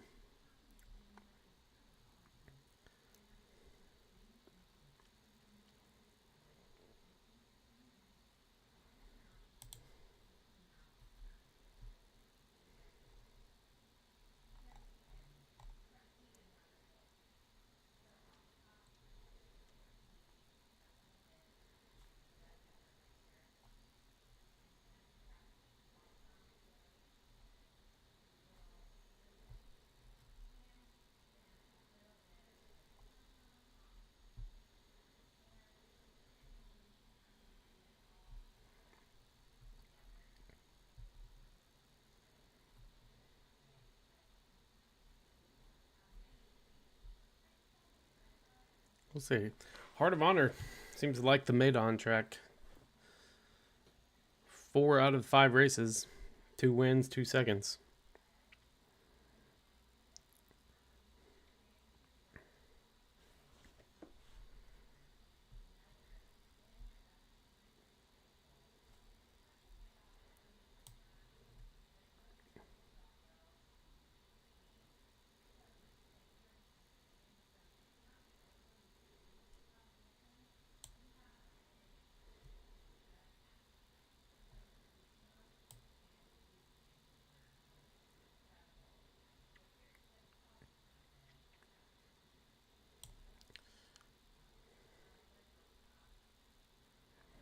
would say if Flood Zone wins this race,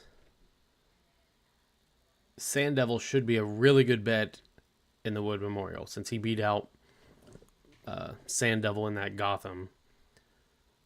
But I don't know. I think he's going to run into some trouble. There's some really good horses in here.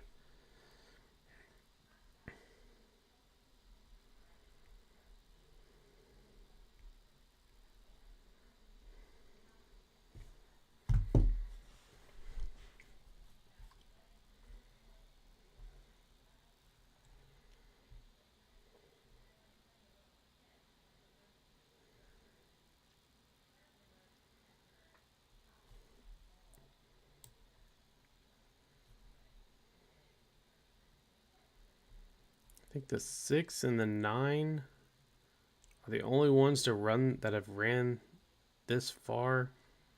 I guess you could say the 2, it went a mile and an eighth, close enough to a mile and 3/16. The 3, everybody else is going to be stretching out. I guess the 5 does have a win at this distance.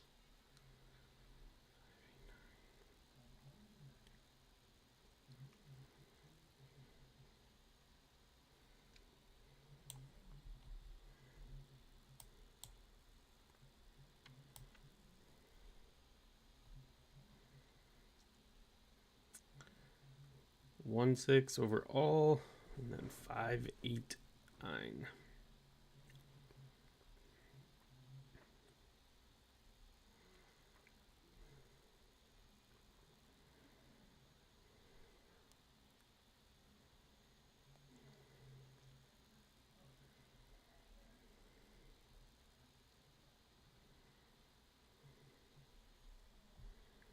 I mean, the 6 definitely has the pedigree.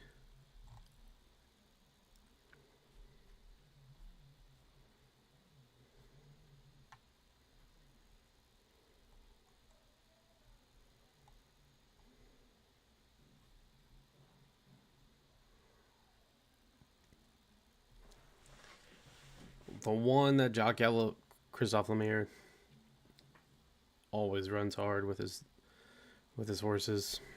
Puts them in good spots, especially on these big race days. Shin Forever has kind of been quiet. Haven't heard a lot about that one. The one that I've heard about, obviously, being Heart of Honor, Flood Zone. I've even heard mention of Galactic Star.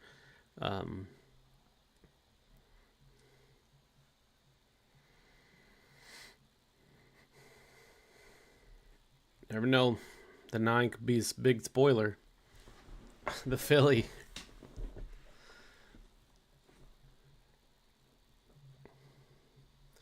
You get the 3 out of Mind Your Biscuits. That's pretty cool.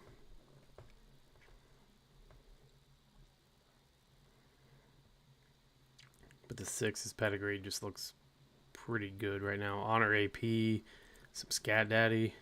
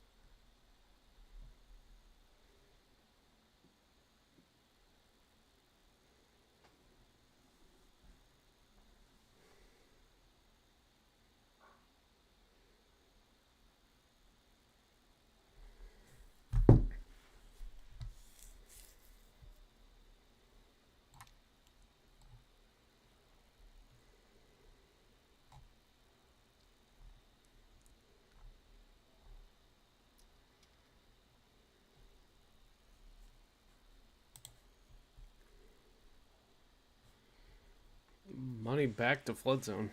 Flowing back in on flood zone.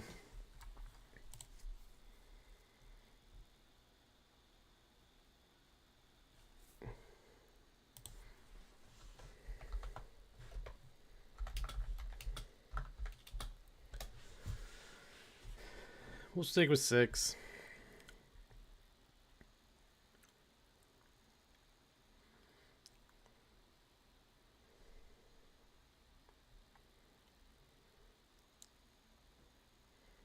The only thing that worries me was the horse was beat out by the 5 last time out. Maybe it's just a bad race.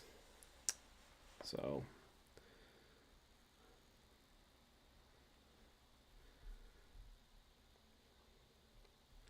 Shin Forever.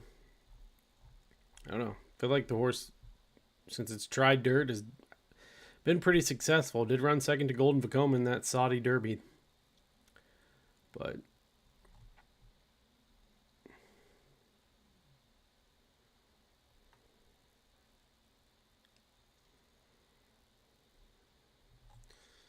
it's been nominated for Triple Crown, so they're trying to get there. Pretty heavily raced horse compared to some of the other ones.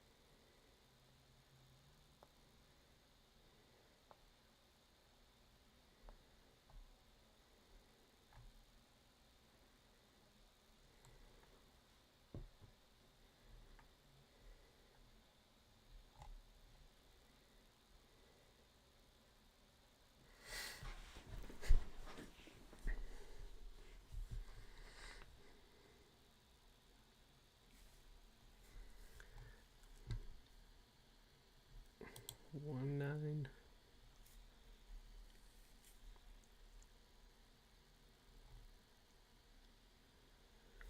So we got about 6 minutes, more like 8 minutes probably, before they actually put him in the gate.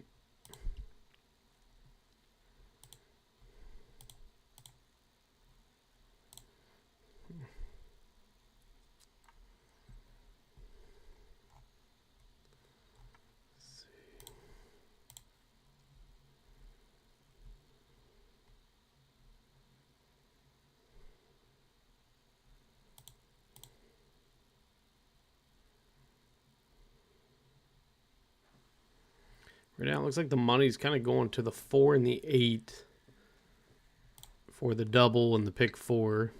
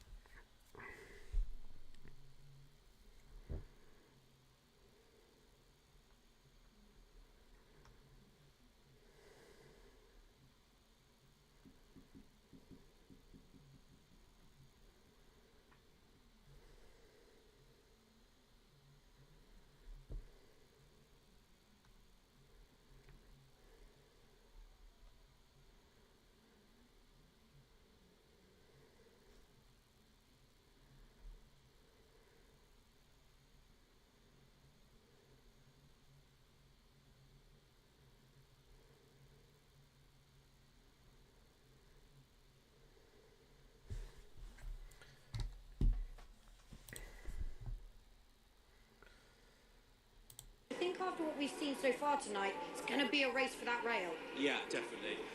It can change as the evening develops, but I think that's exactly where this horse is going to want to be. Other pace in the race comes from Shin Forever, who led for much of it last time in Saudi, but was caught by Golden Vekoma, whose form ties in pretty closely with Heart of Honour, also lining up. Shin Forever, probably the best of the Japanese homes.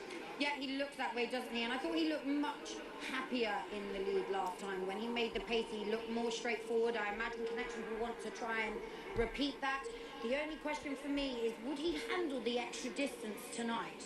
Yeah, I think that's a fair question off the back of last time. Different track, and he probably got fanned out on it last time, but it's not an obvious one necessarily, stepping up in distance off the back of the run last time. Yeah, I feel like if the 4 stayed here and he was in the wood, he would like be the 3rd or 4th betting option. Like, there's just no way that horse should be 9-5 right now.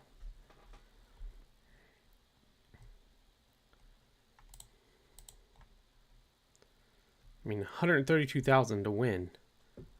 Second choice, I guess, is the 6, because he's taking money too at 5-2 now. So late money coming in on the 6 horse. Out the gates as sharp as possible and try not to allow him to get detached. We know he will finish well. Yeah, and the blinkers will help with that. And they're not, the blinkers themselves, having a good look at them, and it's something that Jamie's touched on there, they're not the sort of real close-cut ones. They're quite open, aren't they? Yeah, they are. So then, you know, they're there to aid him and help him go forward. They're not particularly aggressive. You don't want to do the opposite effect and him not face them. But they practiced them in his homework. He's taken to them well, and they look the ideal aid. Just to help Safi in the early parts of the race, keep him in a rhythm and keep him with the field.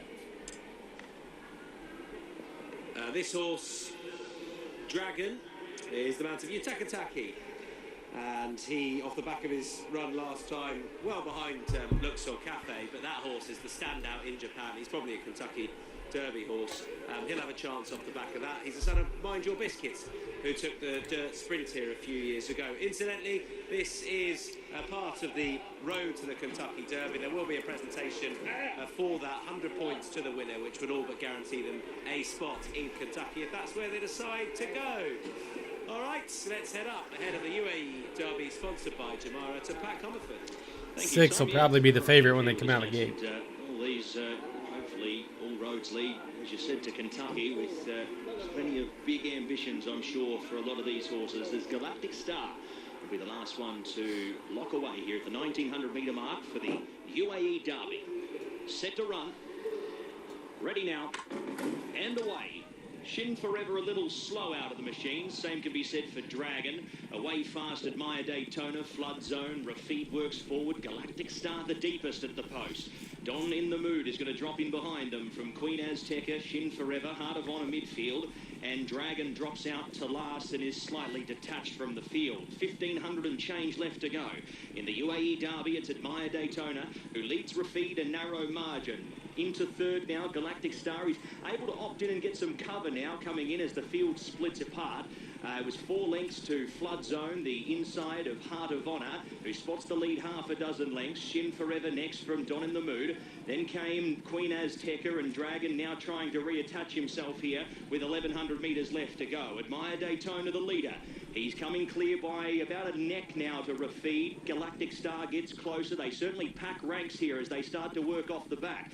Galactic Star gets closer. He's up on heels. Up into the 1-1 now, Heart of Honour. Safi Osborne's been able to improve into a nice position. Don in the Mood off around them from Dragon, who's now starting a mid-mace move also. The pace really starting to eject into the event. Then came Flood Zone from Shin Forever. And out to last now is the Norwegian in Queen Azteca. Pace on. Admire Daytona, the leader. Heart of Honour in the middle of the sandwich. 3 deep and wide now was Don in the Mood, who's still trying to work into the lead here. A gap to Dragon. Then came Shin Forever, Galactic Star, Queen Azteca. Rafid drops away with Flood Zone. They come into the running. And the UAE Derby, and it's Don in the Mood who takes a narrow lead from Heart of Honour, who's trying to respond here through the middle. Admire Daytona fighting back as well. Good go here. Half furlong left to travel. Don in the Mood. Heart of Honour picking up the middle now. Heart of Honour working. Not going to get him. Admire Daytona, stride for stride with Heart of Honour. Good go down to the line. Tight. Admire Daytona, maybe, not sure. Photo finish. That is awfully tight. Give that to the Admire one. Daytona and Heart of Honor. Heart of Wow. Honor's thrown a lunge in late. Next over was Don in the Mood from Shin Forever. Then came Queen Azteca. Next over Dragon, followed by Flood Zone, Rafid, and Galactic Star. He's thrown a dive in Heart of Honor. I think the one's still there. We'll be waiting for a number here. And the winner is number 1. Yeah. Admire Daytona. He's gone on to win it. 159.13. The margin a short head. Admire Daytona. Heart of Honor. Brave. He tried his heart out. Admire Daytona victorious for Japan in the UAE Derby.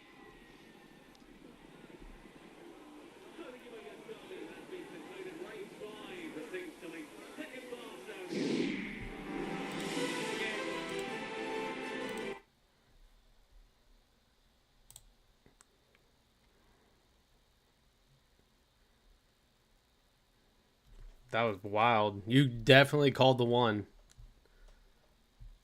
Like, as soon as we flipped over to race 5, James was on the one. No flinching. Absolute race, too. That's what they said. They got to get to the rail. The one never left the rail. Definitely won the race by rail riding, for sure. Unbelievable bob, too. Wow. What a bob.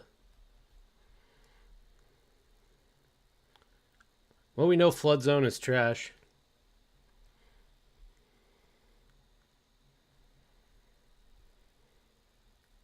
I want to see that photo. Surely they'll put that up. Because that was wild.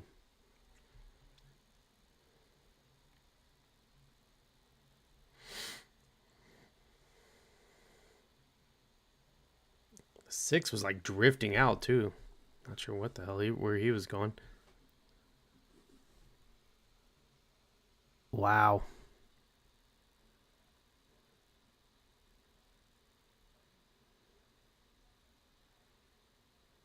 That's incredible.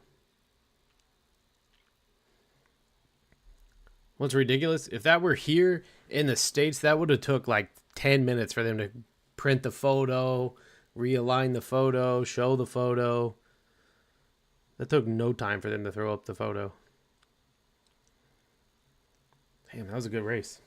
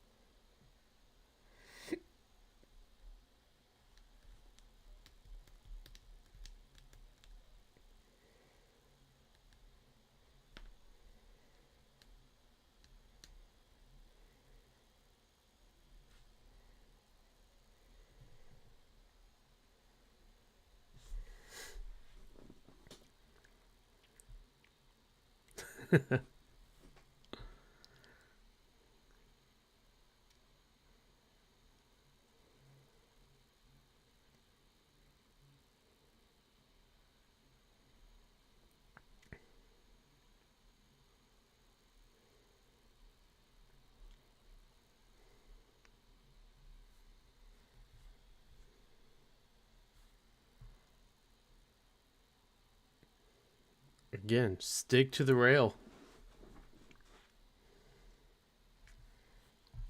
Definitely save that race. Well,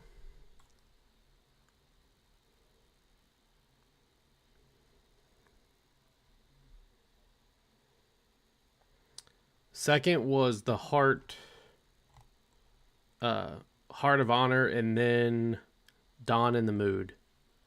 So it was 1-6-2.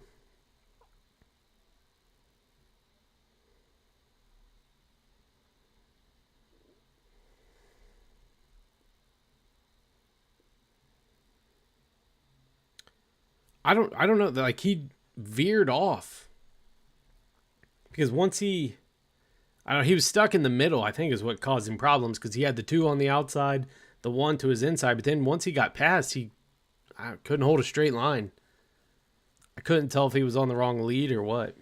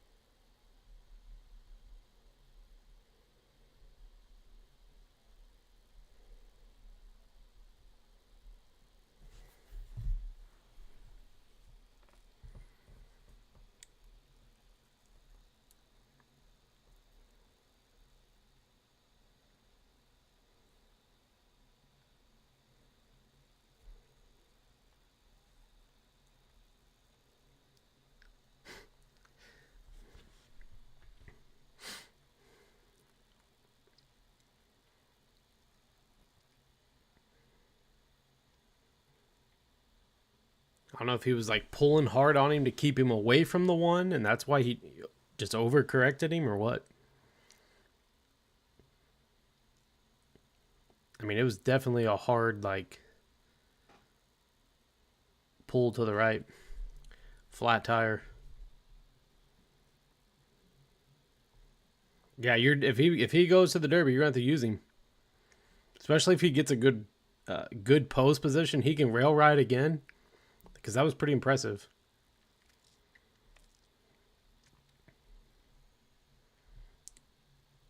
Yeah, James is cooking. What's amazing, that horse just broke its maiden. And then goes into a stakes race. Gets beat out by Luxor Cafe. And then 2. And then fires in a grade 1. Or I guess they considered this a grade 2. So that horse is definitely getting better. Hopefully Lemire comes over and rides that horse for sure. But then that also makes you think, is Luxor Cafe the real deal too? Because this horse beat out Admiral Daytona several times.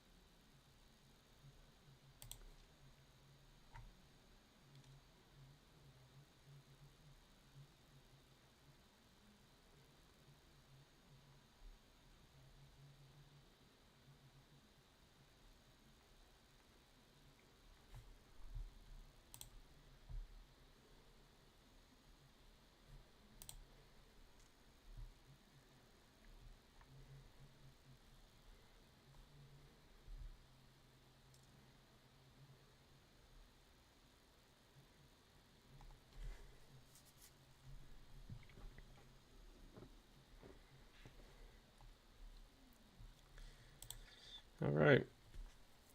Onward we go. Now we got a slew of grade 1s. 4 grade 1s. Oh, yeah. He'll be a big long shot in the Derby. But I think that horse could hit the board.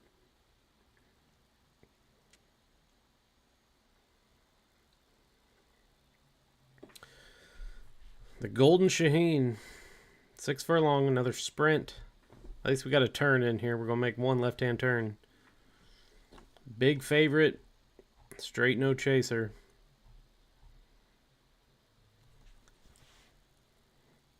Rightfully so.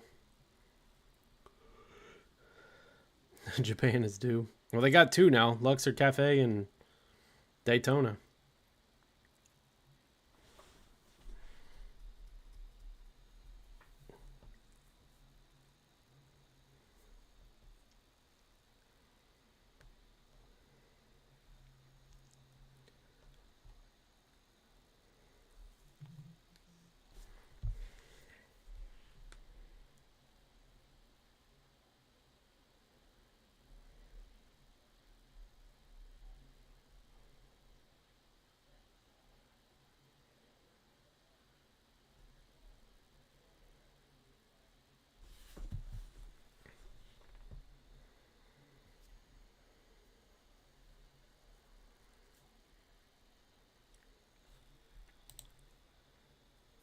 Good numbers for straight no chaser.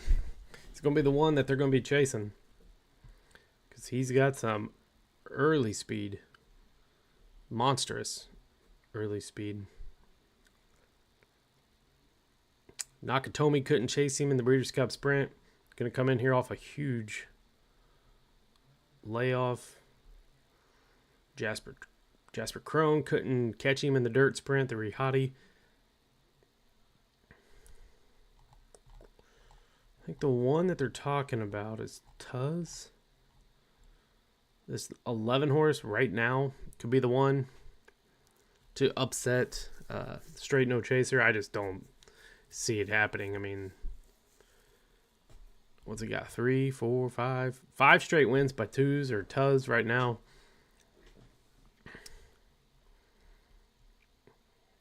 gonna make it an interesting race for sure.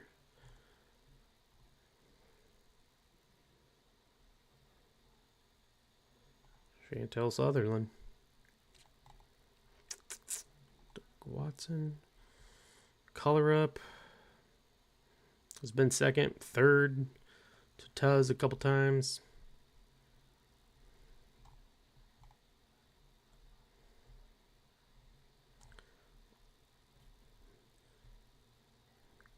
That man, Christophe Lemire, back on the 8 here. Yep, Sutherland's on the 10, Super Chow.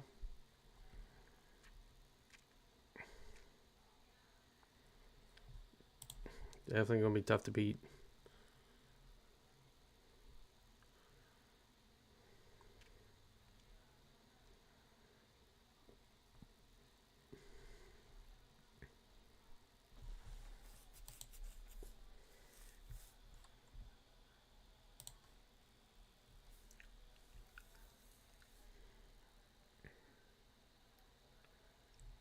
Who would the 11 run against? I thought he was down here at the bottom. He's just been at Maidan several times. I mean, he's beat out American Stage, Eastern World, Color Up, Drew's Gold. So he's run against a lot of the horses that are in here. Another one that's got some pretty good speed figures. Obviously, he was 2-1 on the morning line, but a ton of money.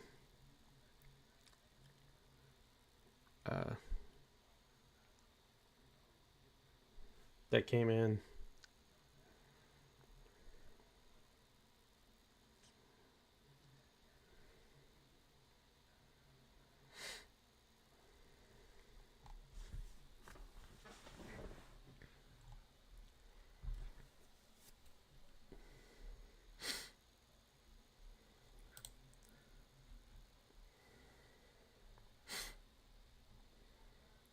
Just see what the exactas are with the 9. Obviously the 7 and the 11. Yeah. Yeah, for sure.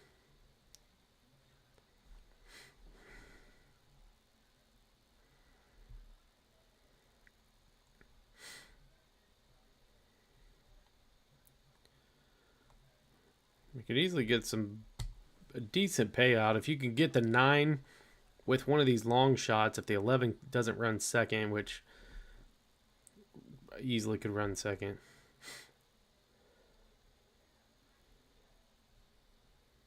Oh, I don't know. Let's see, maybe she's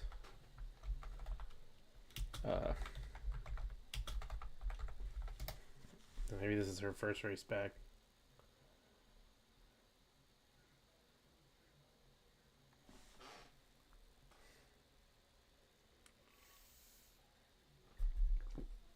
Yeah, she broke basically her arm from her shoulder, whatever that is. Humerus. Damn.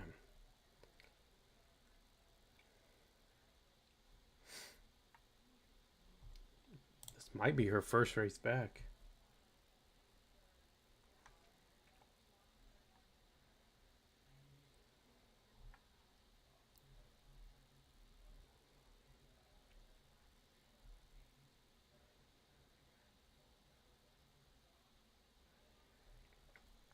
Yeah, this is where she's basically making her return. Holy cow. Well, I mean, you got to use Chantel now. After breaking her arm, this will be her first race back. Tough. Kawada was on the 7. He's taking that 7's taking money though.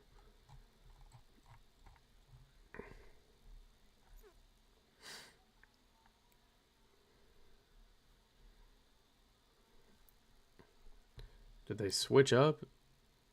Jockey on something else? Nope, just not on the 7. They put Dettori. That's probably why that horse is taking money then, because the Tory's on it.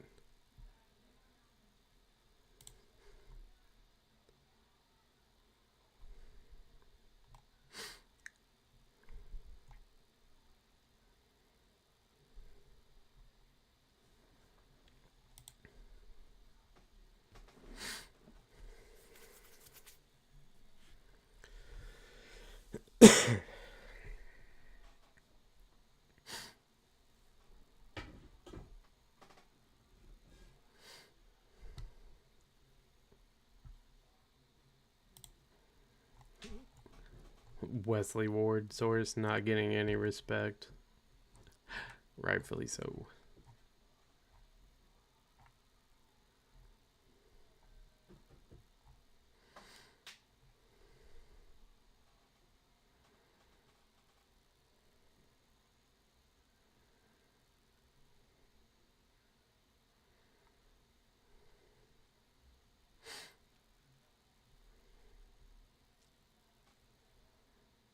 That horse finished third. I think, let's see. Where's the 11? I think Tuz won this race last year. The Dubai Golden Shaheen, yeah. Beat out Don Frankie and Nakatomi. So, could be a 2-horse race. Still going to try to find some value or price somewhere.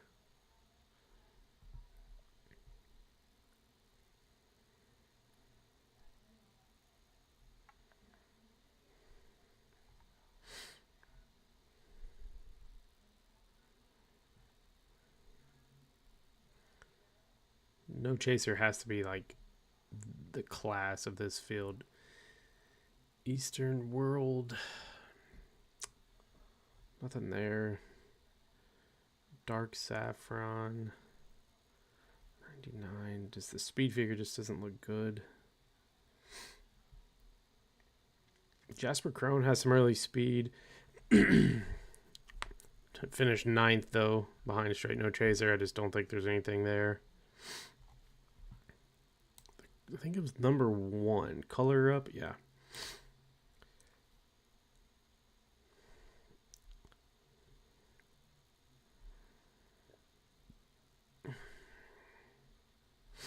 Struggled in the last 2, though.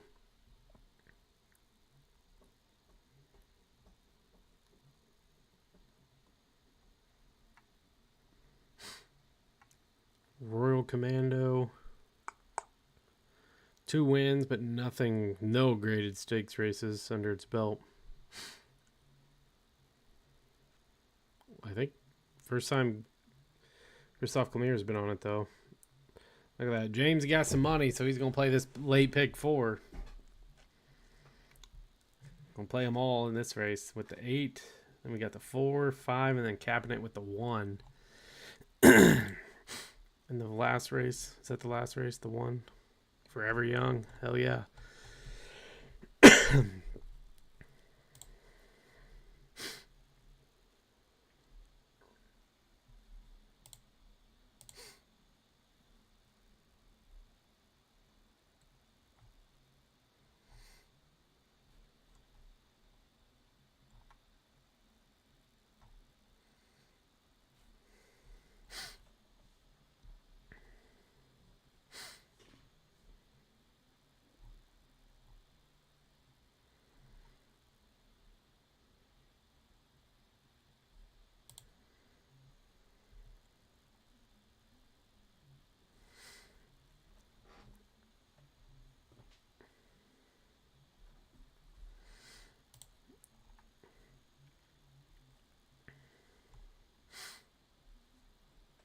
Super Chow it does ship over, though.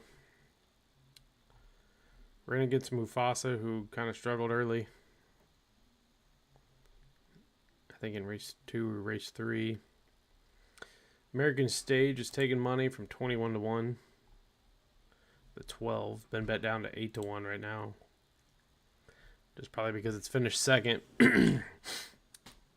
to Tuz. Does have a pretty good win record, though.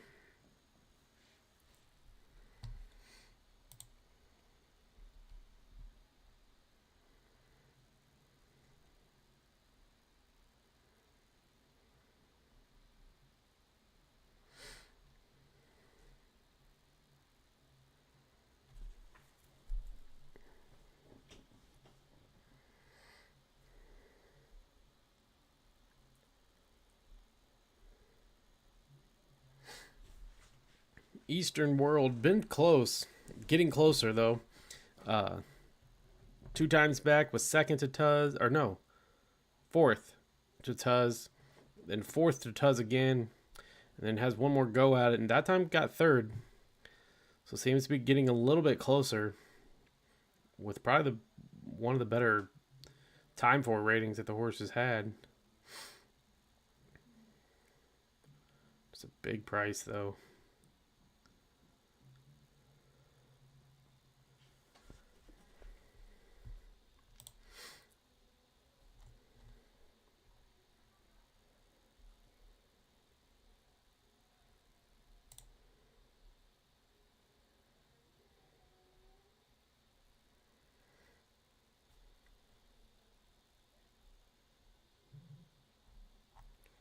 James, in that last race, did you just win bet, admire Daytona, or did you go exacta again?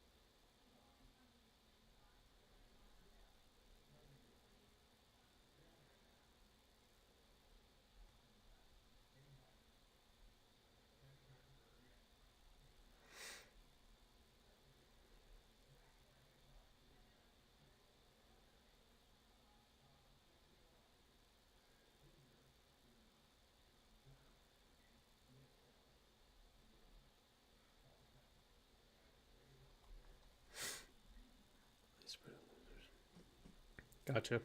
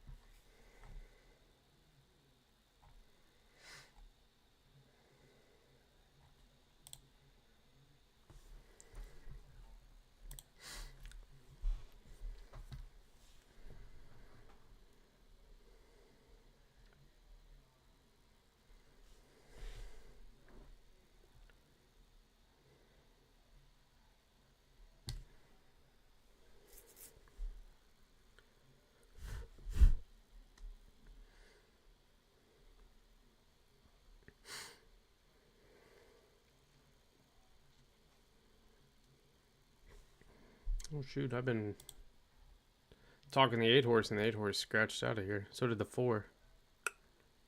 Oh, darn. Must not have. What am I? Huh.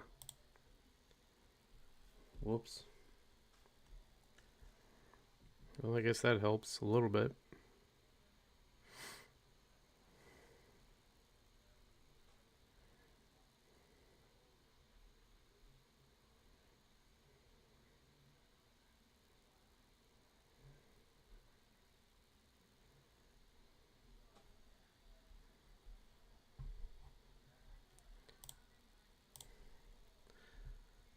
So 912 exacta has some value. The commentators.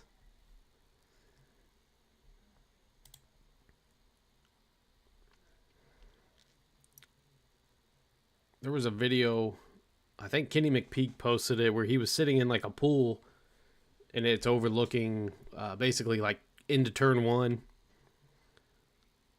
I don't know if it's part of the track or if there's like a hotel like that's part of the track, but it's like a, I don't know, penthouse hotel at the top of the hotel, and then over top of it or over the edge basically you can see an entire track.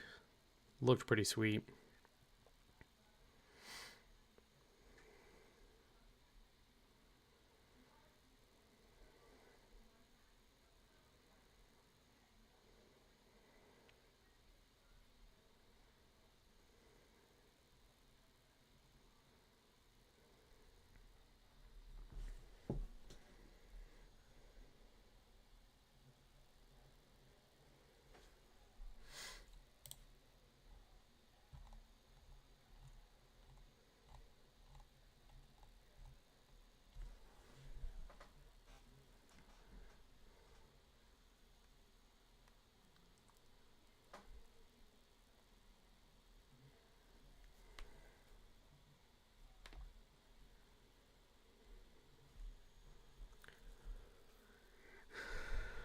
I was talking about the 12, but last time out, the Tuz, number 11, beating by 5 lengths.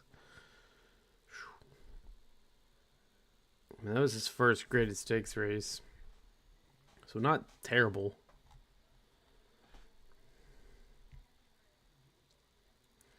Just trying to find an exacta in here for some decent price. I know the 9 and the 11 pays like $4.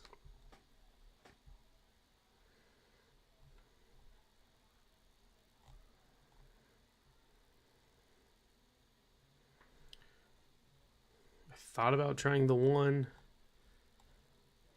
but I may just try to go with the 12.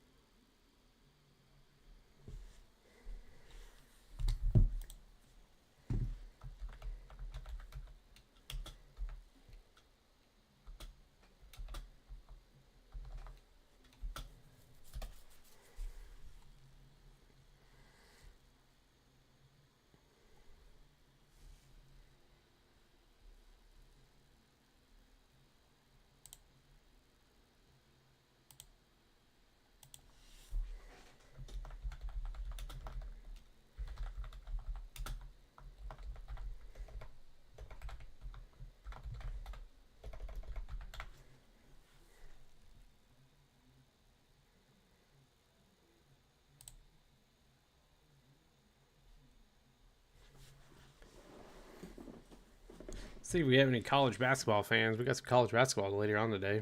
Houston and Duke. Final Four.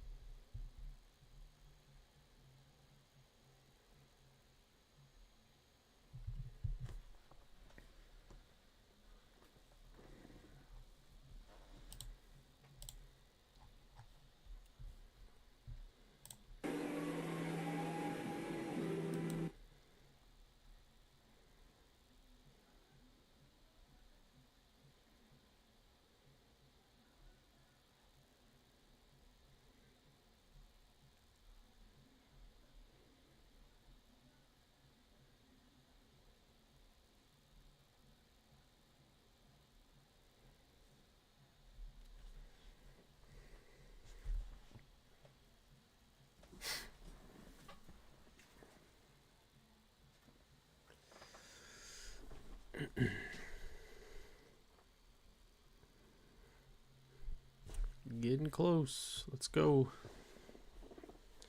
Good luck, everybody.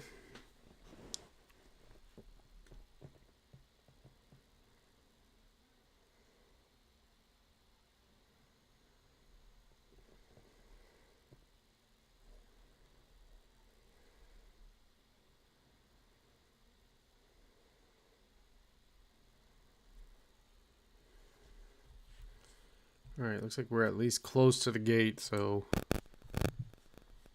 let's get it going.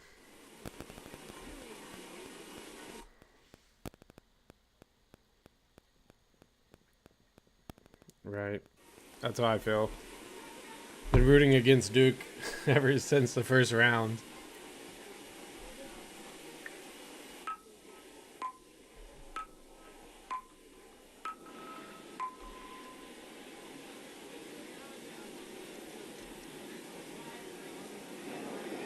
Okay, I feel like Megan should just talk about this horse, the leader of the fan club. Yeah, I think I might be right up there. I absolutely love him. He's got such character, but my word, he's got so much ability. He really has, and he's been so dominant over here in the last sort of 18 months, and on the back of winning this race last year, he's just been so impressive.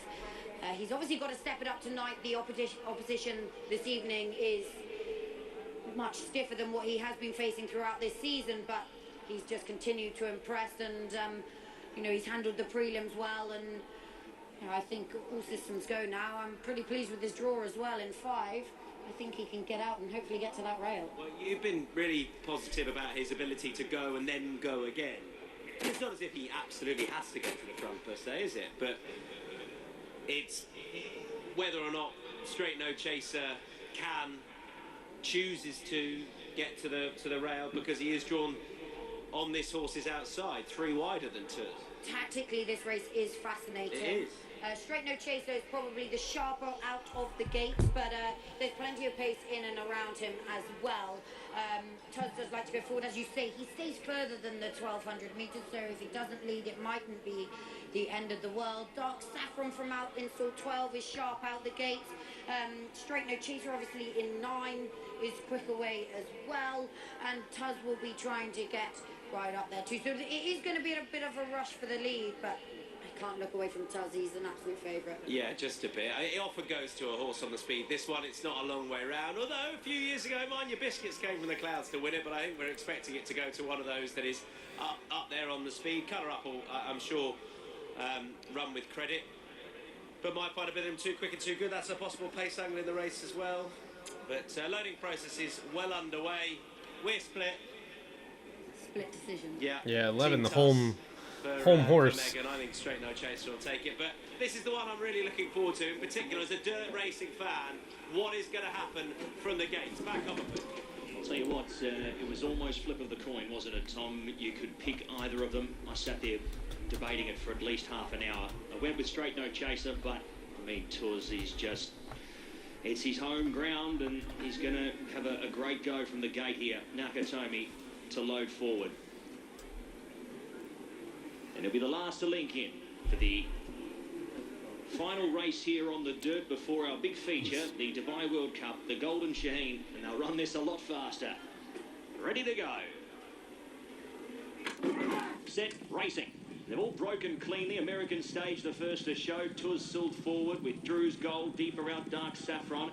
Working up along with Eastern World. Straight No Chaser's going to be midfield here. Nakatomi around him from Colour Up, Kurajishi Joe Remake. And Super Chow's out to last. It's Dark Saffron who leads Tuz. The margin a length and 3/4. American Stage works up now to second. Then came Eastern World, half a length to Nakatomi, who's on the move now. Followed there by, on the inside, Drew's Gold. A few of these going backwards. Straight No Chaser is going back through the field here.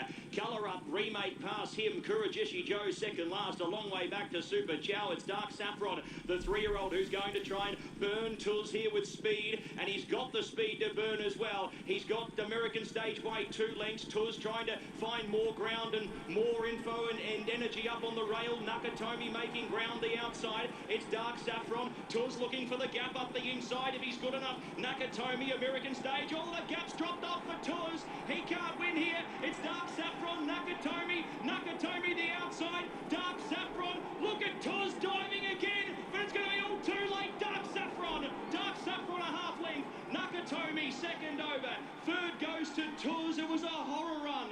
Next over there was Kurajishi Joe, American Stage, Eastern World, Colour Up, Straight Yeah, No you Chaser, definitely hit the nowhere all to be button, right? seen. Super Chow next over from Remake, and the last one home, Drew's Gold, Dark Saffron. Hell.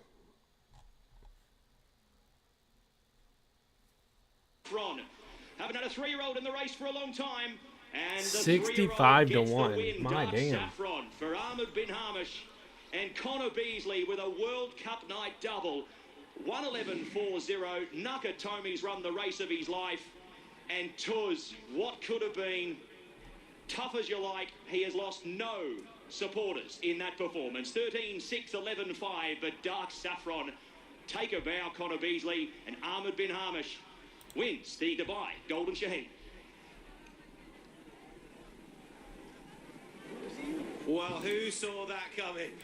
No idea what happened. Straight No Chaser there.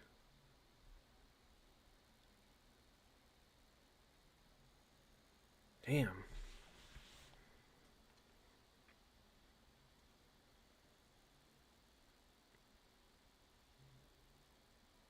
Wow. That's crazy. Even the Ward horse not getting anything. Fucking re-rallied.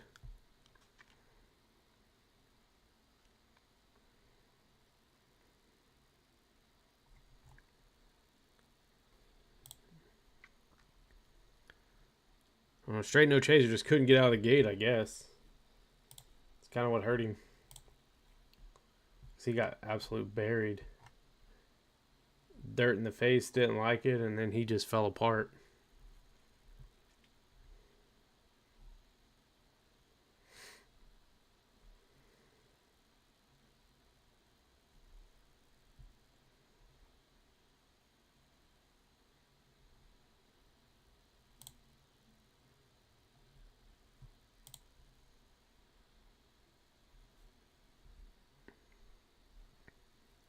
Oh, yeah. I mean, 65 to 1 over 20 to 1. Let's see. 13 over the 6. Paid 840 thereabouts for the exacta, which is insane.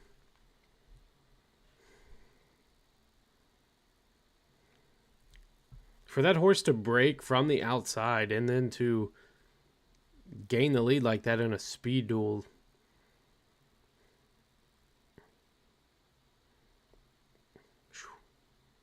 Quick. Quick, quick.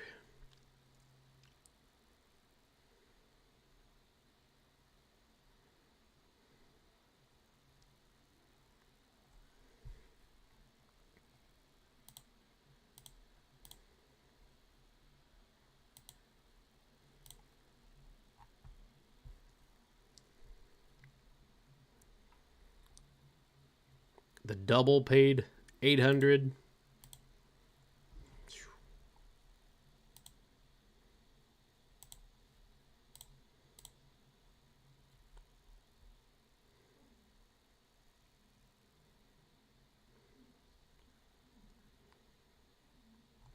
Wow.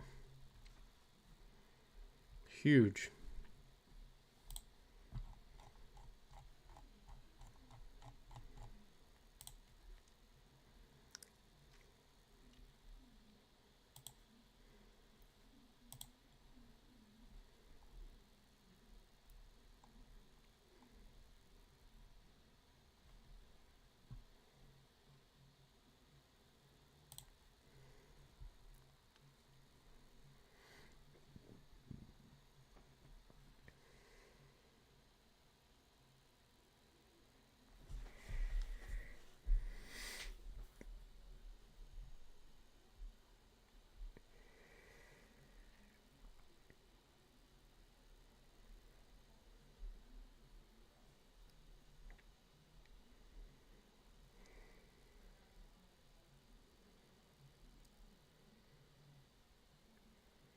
Absolute wild. It's probably the best. Oh, yeah, that's definitely the longest shot that's hit. Probably the longest shot that'll hit all day. 65 to 1.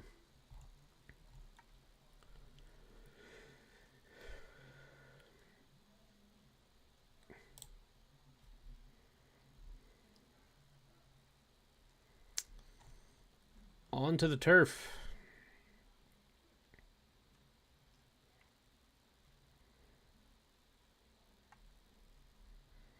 Another big one in here. Romantic Warrior. Hell of a favorite.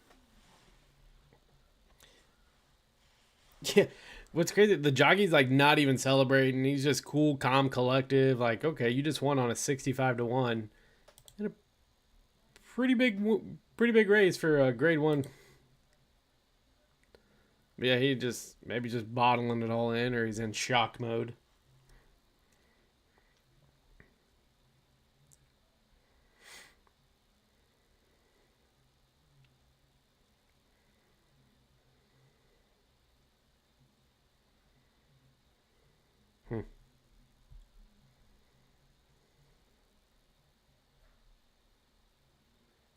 Jeez. 150,000 basically has already been dropped on Romantic Warrior for a win. That's insane.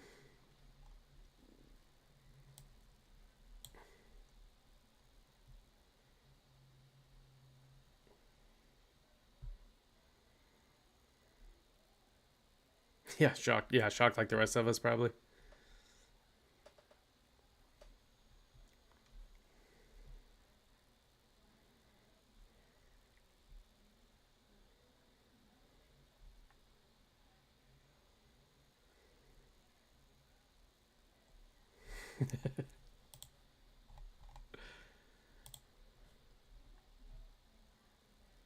Connor Beasley. That's 2 wins they said he has on the card. I don't think he's in this next race though.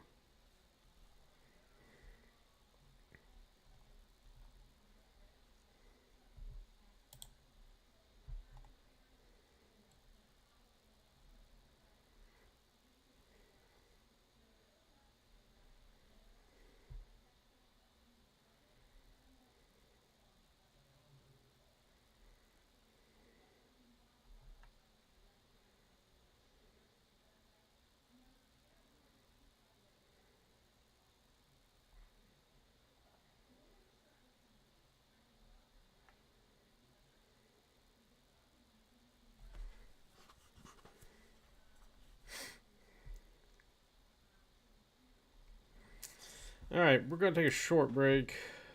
We'll be back Oh, what do we have till this next race? We'll be back in like 10, 15 minutes.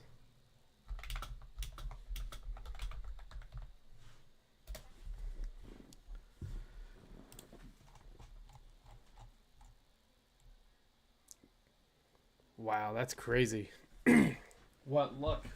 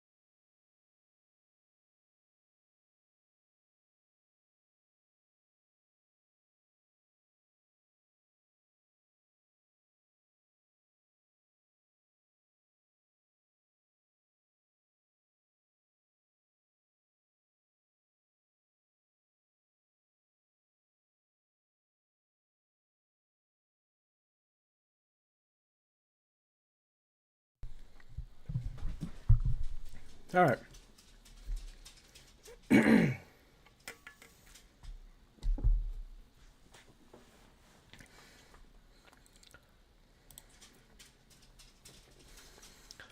We're back. Back to some chalk.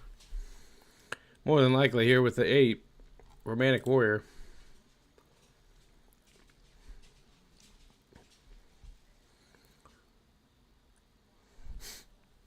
Don't see much else that could happen. I mean, we're going a mile and an eighth. Things could get crazy. Nation's Pride may be the best one to try to challenge for the win in here. I don't think we have any scratches. Nope, full field. Liberty Island, interesting. Second last time out. To Romantic Warrior. I believe this is the jockey Egg was talking about. Kawada in here on the 11.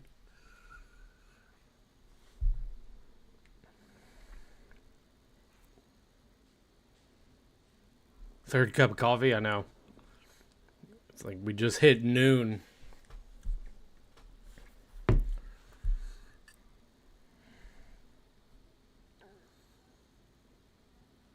Where we're at, we're in like Indiana, Kentucky line. Basically, we're right on the Ohio River, so we are getting flooding, mass flooding right now. So this is really the only thing that we can do. Stay home, watch horse racing, because we can't get out right now because every road is blocked. We're basically landlocked.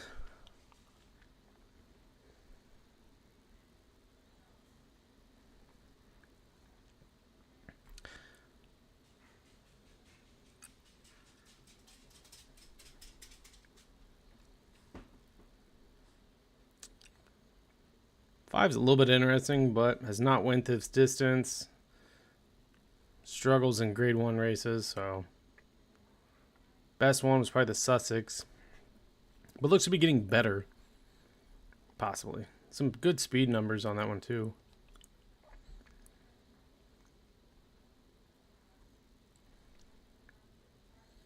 Romantic Warrior, tough. I mean, morning line 3 to 5. I mean, this horse should easily walk.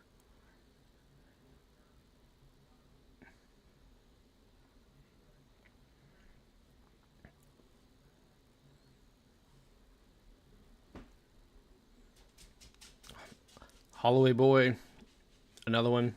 Race Against Nation's Pride finished second. Race Against Romantic Warrior finished third. Could be one to use underneath.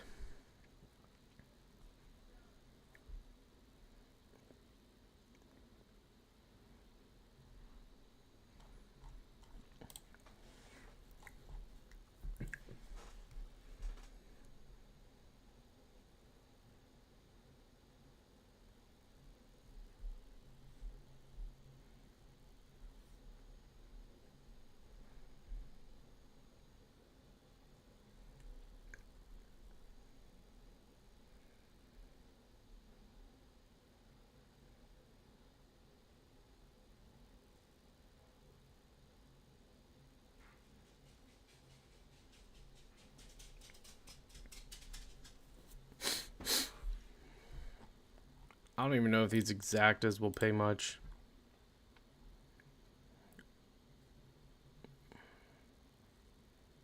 I mean, right now we got $10 to Nation's Pride. That's not terrible for the likes of Charlie Appleby and William Buick.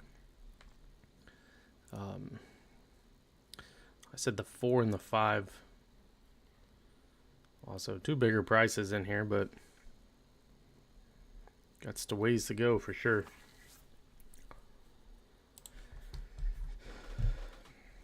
And I hate leaving off Liberty Island.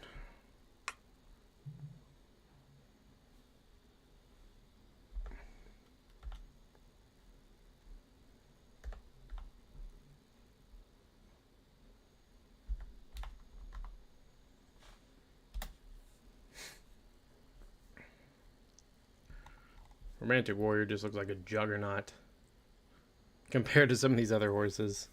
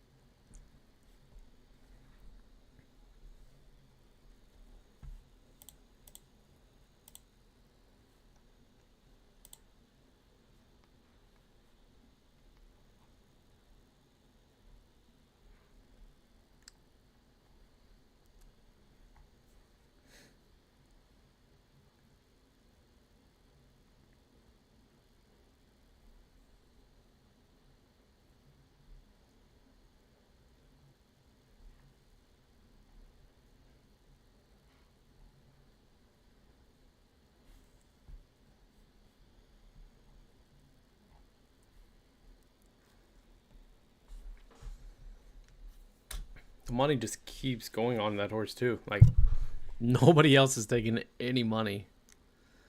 Where's the 375,000 to win from Romantic Warrior? Rightfully so, like I said.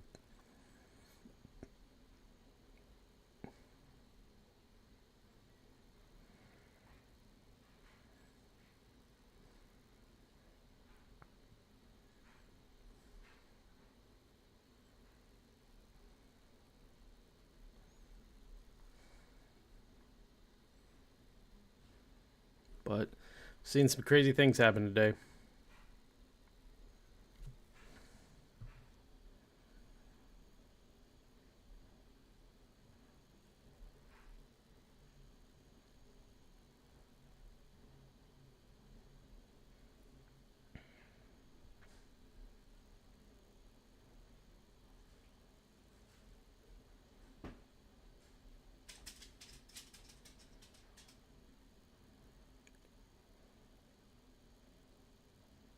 I will say I like the jockey on the 2, Ryan Rosa.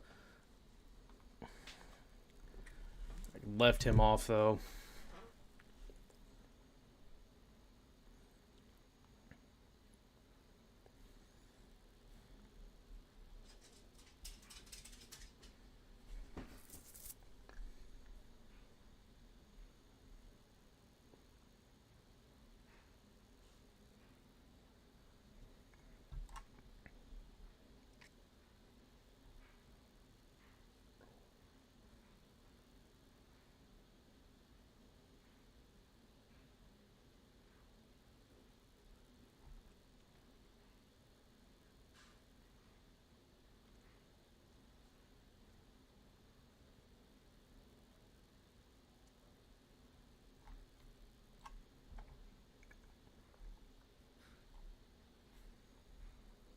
Versatile in the terms in where he can be ridden.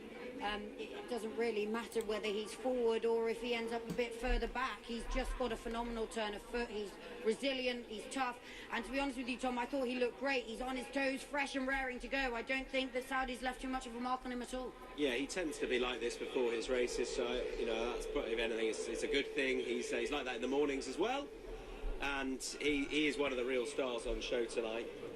In what is a deep field, though, Liberty Island, she could have probably contested this or the Shima Classic subsequent to this. She was behind Romantic Warrior last time, just a length and a half, but it was probably a comfortable one at that. She's going to want a real pace here. Last year, the Shima Classic, she came from a little further back to run on. So whichever distance it is, she hits the line strong. She does, yeah. That was in the Hong Kong Cup last time. She's dropping back down in trip again, as you're saying. So the stronger they go, the more that will be 2, 3, 7, 10, she's 11. had quite a light campaign in the last 12 months, and she's coming here on the back of a little bit of a break as well. And she will come out as stall number 5 under Yuga Kawada in the Sunday Racing colours, who are represented here as well by Breda Weg.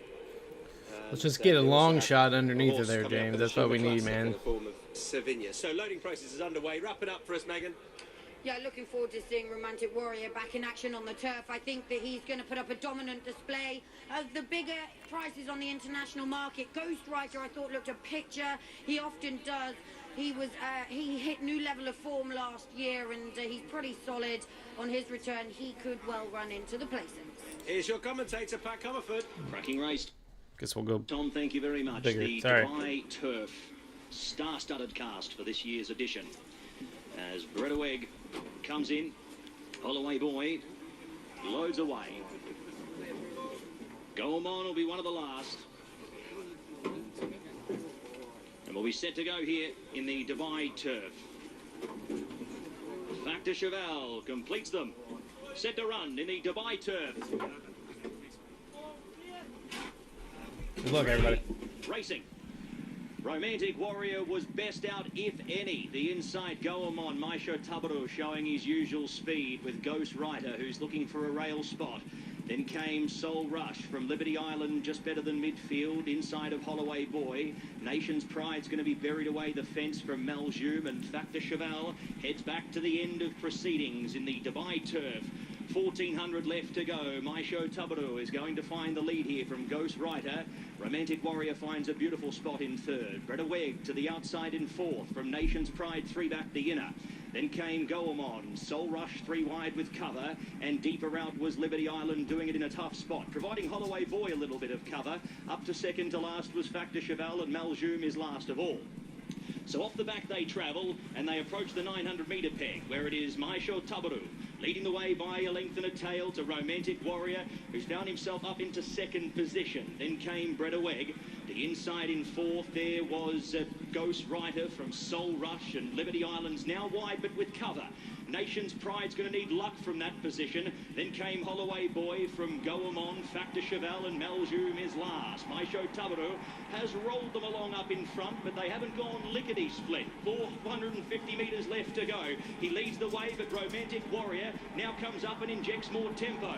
Inside the 350, Soul Rush tries to attempt to run down the champ here from Ghost Rider, Breda Weg. Then came Liberty Island. It's Romantic Warrior having to work hard here. Very, very hard. A length on Soul Rush, who's going to challenge Romantic Warrior. Trying hard. Soul Rush dives tight. Maybe got there. Photo finish in the Dubai turf. Soul Rush and Romantic Warrior down to the line together. Third over was Ghost Rider from Goemon, My Show Tabaru. Then came Breda Weg from next over Liberty Where did Island, that Nation's 9 Pride, horse come from? What the Factor hell? Cheval, Holloway Boy. And that looks about your race. Tight one down to the line in the Dubai turf. We wait for the number. Anticipation for the number in the Dubai turf. Romantic Warrior in front there. And Soul Rush has made it interesting. This is awfully tight. Dead heat. And we await the number.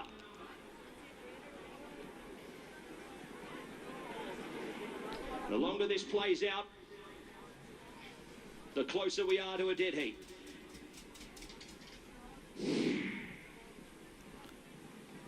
So we'll head back down to our presenters. I mean, they're and leave it with you. 8 had him right. It looked like very shortly here.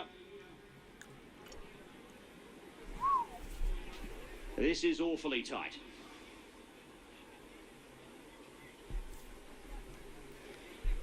I feel like it's taken a while. Your numbers are 9 Soul Wow. Rush and Romantic Warrior 8. 9 Soul Rush, Romantic Warrior 8.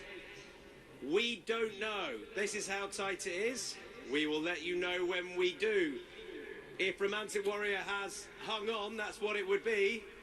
How is that not? And that's what we were expecting. But Soul Rush, it looked to me, Megan, as if that horse had got up on the outside. But we don't know. I mean, it is going to be by the narrowest of margins. It really is. And the longer it goes on, as Pat was saying, the more likely it is to be a dead heat. But That view looked like it. 8. whisker. And either way, we're waiting in anticipation. We will wait for the numbers. That's all we can do is wait for the numbers. Romantic Warrior, the highest earning horse in the world. Soul Rush, this 7-year-old. Same age as Romantic Warrior, but not quite the littered career of Romantic Warrior. It felt at the line as if Soul Rush had got there, but we wait. Has James McDonald hung on Romantic Warrior, or has Christian De Muro, previous Dubai World Cup winning rider, scored here on Soul Rush? It's so tight. As you say, the longer it goes on, it feels the more likely it is to be a dead heat. There is, just a reminder, on the line here, a $5 million pot and $2.9 million to the winner. So it is not insignificant. No, it is not insignificant at all. Still waiting for an official result here. We had this with Lord North a few years ago when he was eventually called the winner. It took forever. It took such a long time.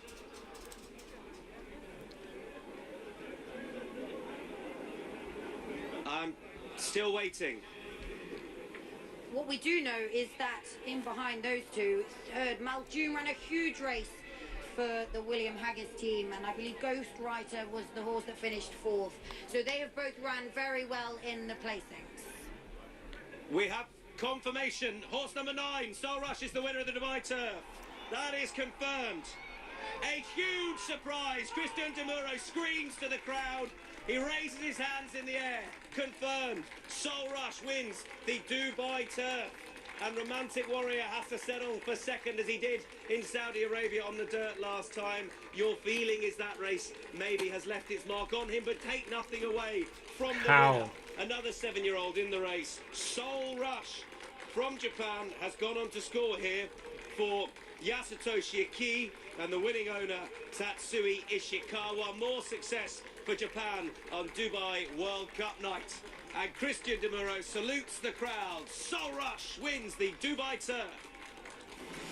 I want to see that photo, though. Because when they had him pulled up side by side, it looked like the 8 was just there. So I don't know if it's just the angle.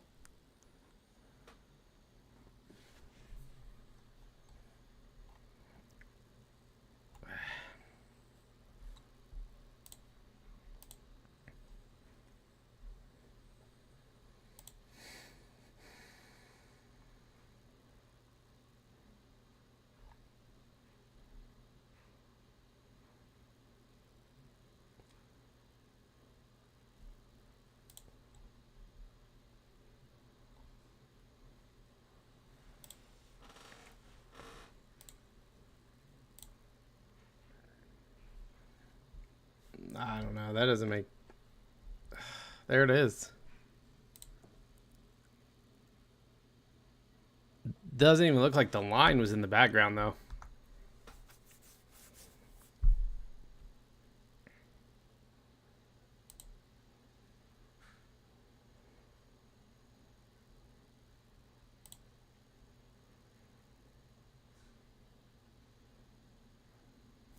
It's brutal.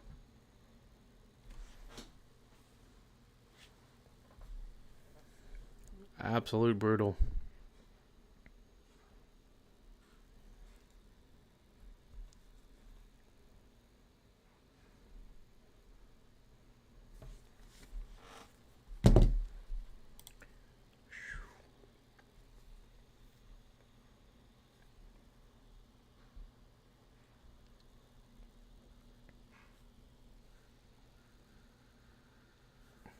Jeez, old Pete.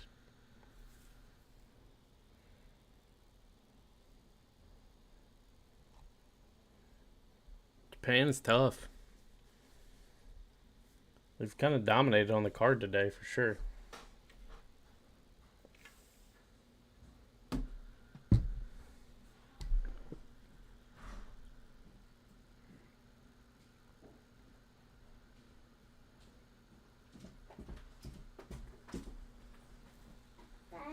Dad, What's up, dude? will you come out there and see what kind of seeds I got? Mm-hmm. Come here. Go on out there. Will you come up Yeah, go to the table.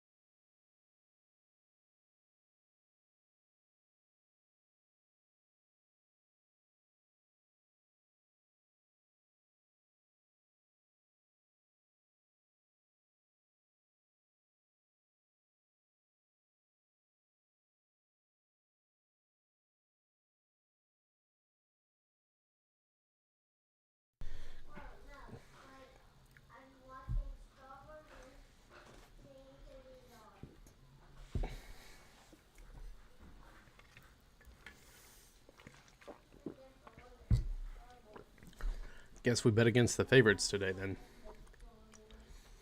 Seems to be the mantra. Oh, all right. Soul Rush. Goodbye, Shahima. Mile and a half on the turf. A couple other good ones in here. Shin Emperor looks good.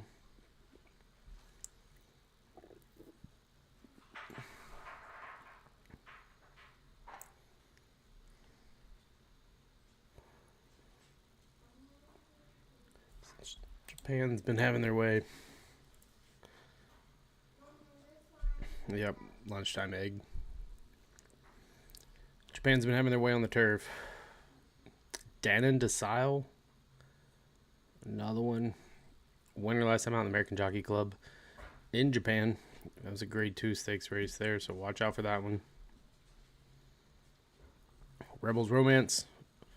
Another favorite. We'll see what it can do.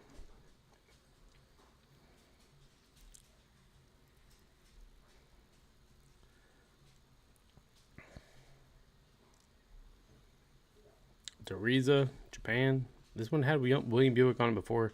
Gets off, we get Samili on this one. I believe it was the Japan Cup. It was beat out Shin Emperor in here. Looks like a dead heat for those two that was out on the front end. So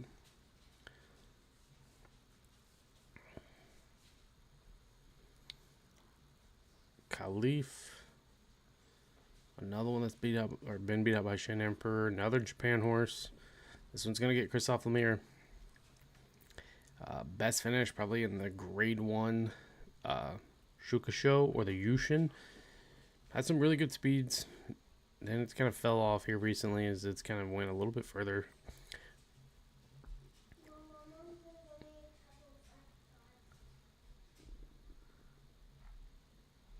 So kind of a small field from what we've had to deal with today, but the Japan horses definitely seem to be the ones that are the dangers right now.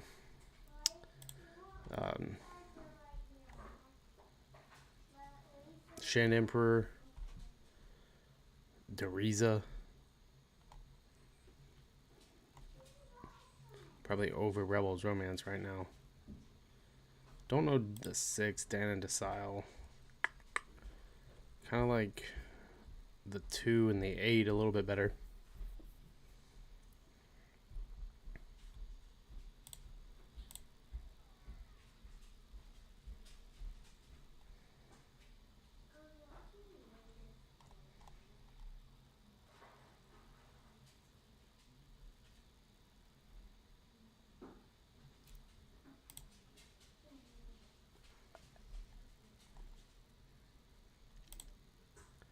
I think Aqueduct just went off.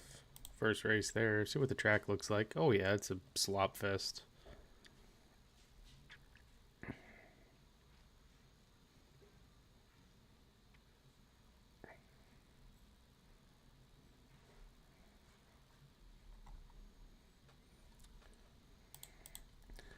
Gonna be wet today.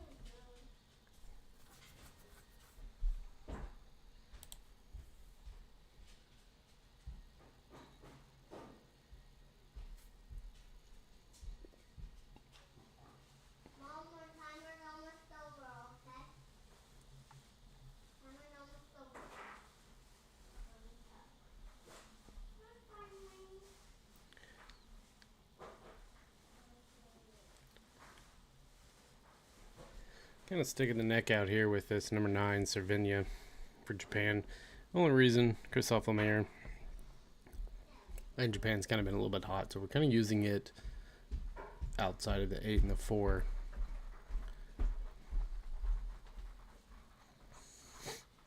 So there's probably the other one. I think the 2 could be a little bit better off than the 9. Kind of the same odds right now. Or even the 6. I think the Danon Desile or Decile, however you would say it. James tossing the 5. Yeah, I didn't know what to do with it. It was morning line favorite. Weirdly, 2 second places out of all grade 1s. So I don't know. Tough read for sure on this one. But not getting a whole lot of respect, I guess, as far as the betting side of things. The 4 and the 8 is where the money's at right now on the doubles. And kind of the 6, sneakily sneaking in there with the 6.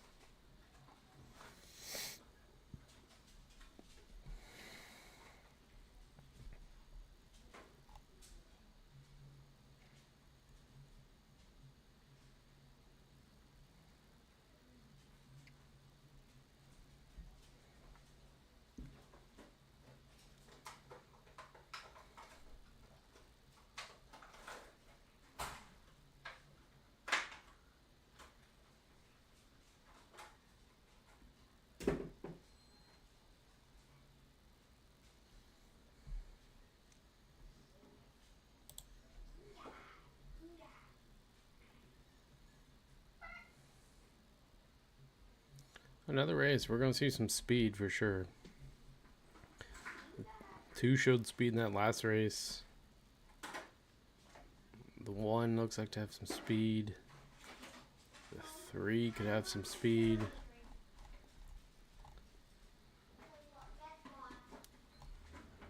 The 5 has speed. 8 has speed. I mean, a lot of speed.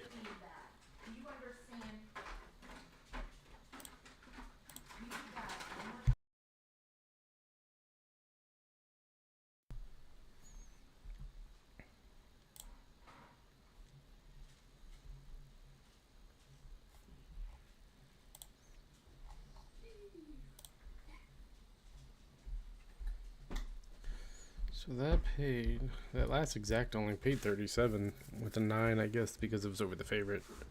So, trifecta, 20-cent trifecta paid really good though. $100.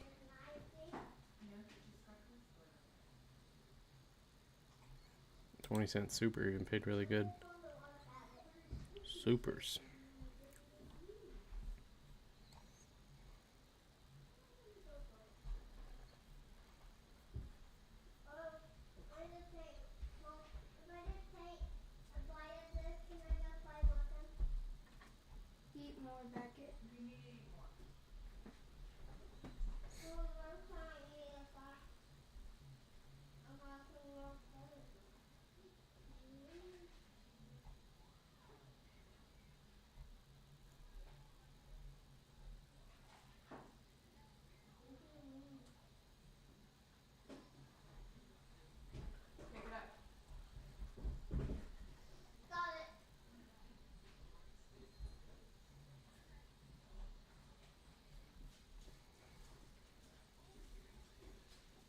Double $900.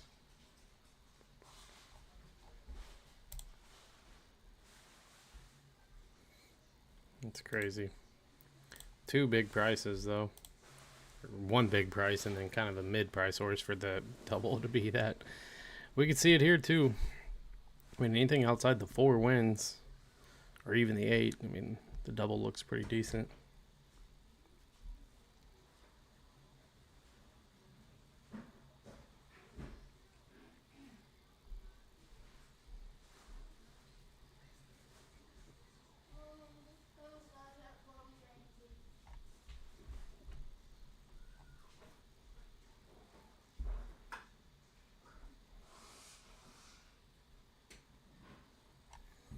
So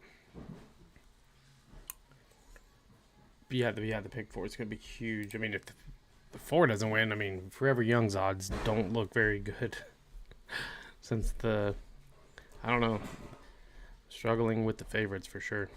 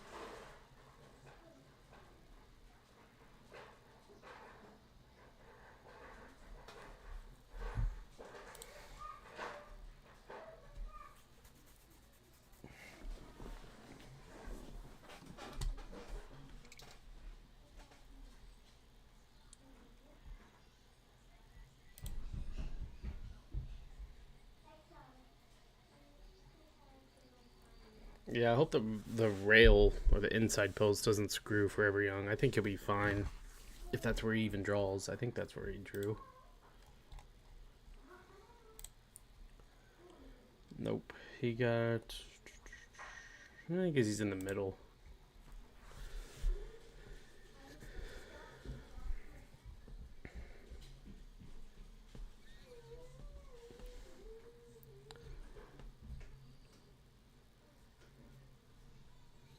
Should have just played an exacta in this race. The Japan over the Japan. I feel like they could run easily 1-2 in here if Rebels Romance is off.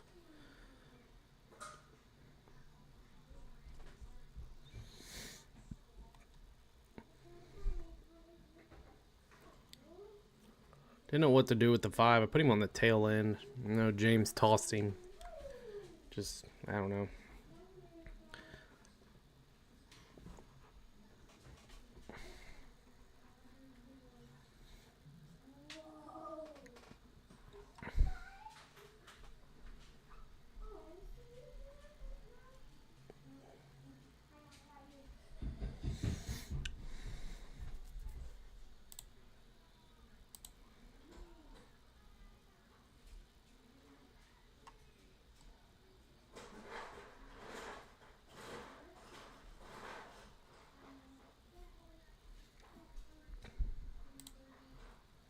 Second All right, Prince Cup good luck. Another win in Qatar.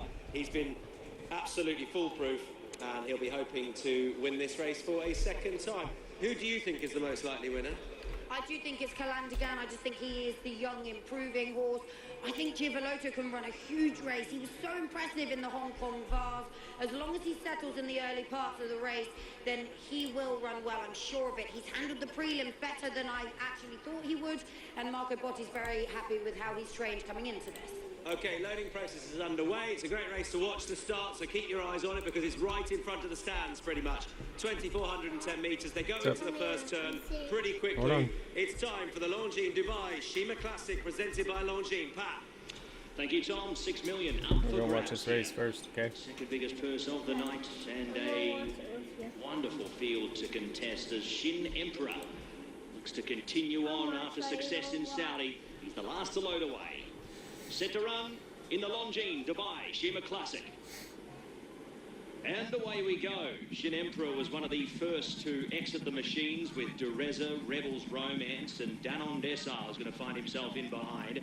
Diramil is up there along with Savinia. Then came Calandigan, who's back in traffic here, followed by Caliph, who's out to second to last. And the Hong Kong Vase winner in Giavellotto is last of all. Shin Emperor leads them out past the 2,000 metres, and he's got an advantage of 1 3/4 lengths on Dureza. It is the local in Rebels Romance who settles down third, 4 lengths off the leader. 1 3/4 to Danon Desar, the inside of Savinia, the Japanese pair race in 2. Then it came to Diramil, followed by Calandigan, who's back on the running rail. From Caliph, the Bahrain runner, in second last. Giavellotto is the last one. So they head to the mile marker. And it is up in front here, Rebels Romance, who's now going to inject some more tempo, and Yusei Sake is going to let him go. He sits second on Shin Emperor, followed there by Dureza, who's third. Tries to rein it back now on the leader, does Buick here, and bring the tempo once again out of the race. Savinia is fourth, fifth is Danon Desar, and Diramil is sixth. Half a length, now a length back to Calandigan, who's got 8 lengths to go on the defending champ, who's now leading up in front on a good clip, followed by Caliph, and out to the end, Giavellotto still last. Inside the 1,000 they go, and it's William Buick in the royal blue, looking to go back-to-back here with Rebels Romance. He's 2.5 lengths on Shin Emperor. Third was Dureza, fourth Savinia, and Danon Desar fifth the rail. Duramil was next from Calandigan, who's riding a very, very patient race, is Mikhail Barcelona. He sits third to last from Caliph, and Giavellotto is last. Rebels Romance, off his win in Doha last start. He's fit as a fiddle. Inside the 550 he goes. He tries to make this a real staying test. He's got 2.5 to 3 lengths on Shin Emperor, who's now felt for. Dureza works up the inside to come off the heels of the leader. Then came Danon Desar from Savinia. Calandigan now out. Rebels Romance, he's hit top gear. Here's Danon Desar, and pouncing the outside, Danon Desar. He goes up. Rebels Romance can't do any more. Here's Calandigan trying with a late ask. but done on decile. The Japanese raid tonight is on full force. Wins the Shima Damn it. Classic, and a third win for Japan. Going with the wrong tonight. Japan. To land again second over. Dereza in a photo with Rebels Romance. Giavolotto ran home well from Diramil. Then came next over was Shin Emperor. He had nothing to give there late. And the last two I had home to 4, greet the 5, judge, 6. Caliph, along with the Shin Emperor at the back of I the don't field. think Rebels Danon finished second or Desai. finished third. The Japanese cannot be. 2, 5, 6, or 5, 6, 5, 2. Yeah, damn it.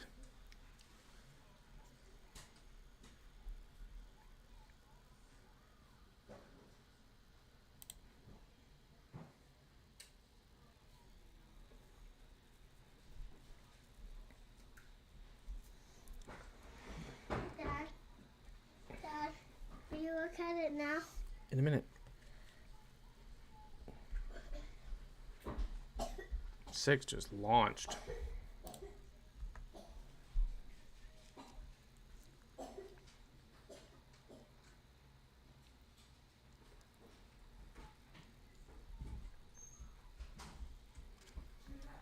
I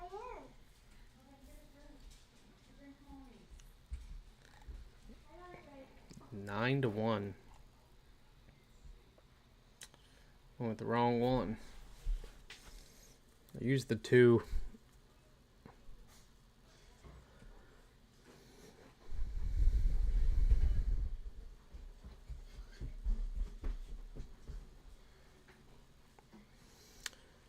Yeah, favorites are getting picked on.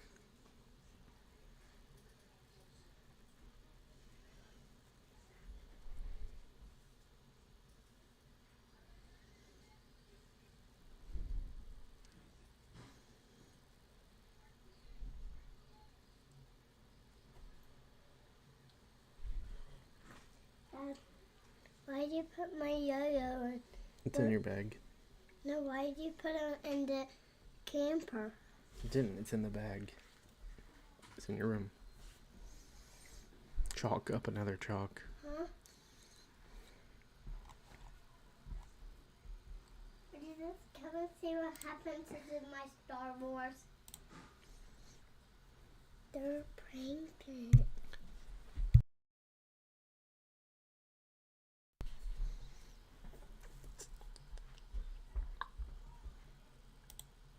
A winning rider. We will do soon enough. Nick Lightfoot's Japanese lessons haven't quite paid off just yet, Megan, so we'll have to work on that for him, but we will no doubt. That'll pay good. 6, 5, 2.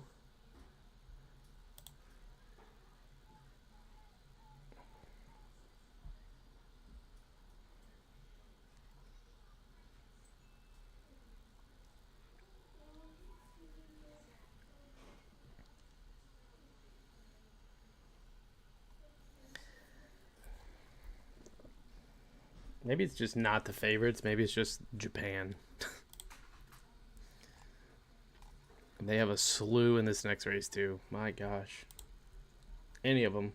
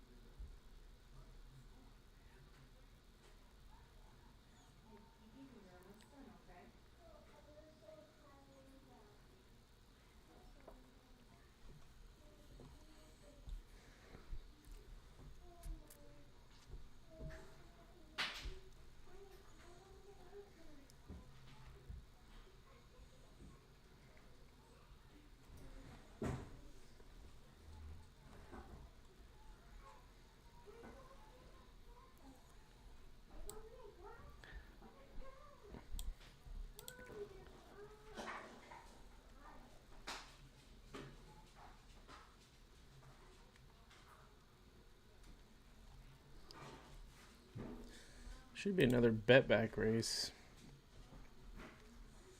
Get your money back.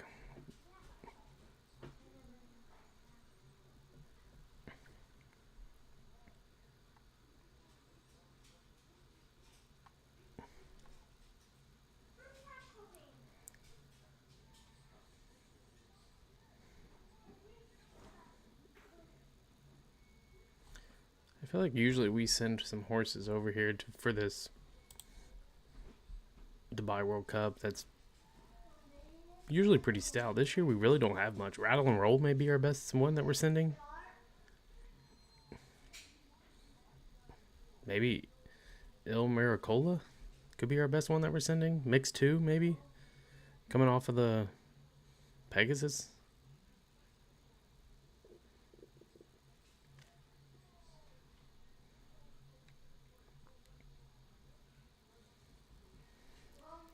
I mean, basically us against Japan and a couple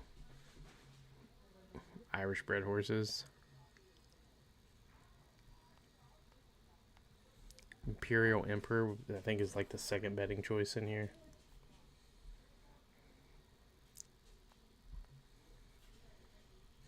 Biggest price on the board, Katana.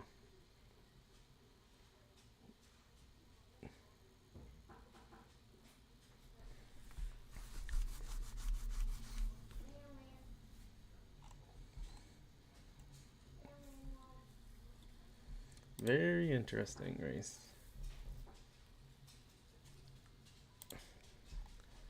I hate to go against Forever Young, but the way it's been going, I would say almost like closers have been really burning it up. Ushba Tesoro is a closer.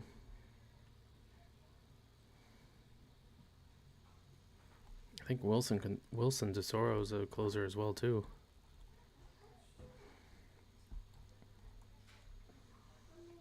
I'm trying to see if there's anybody that's gonna challenge.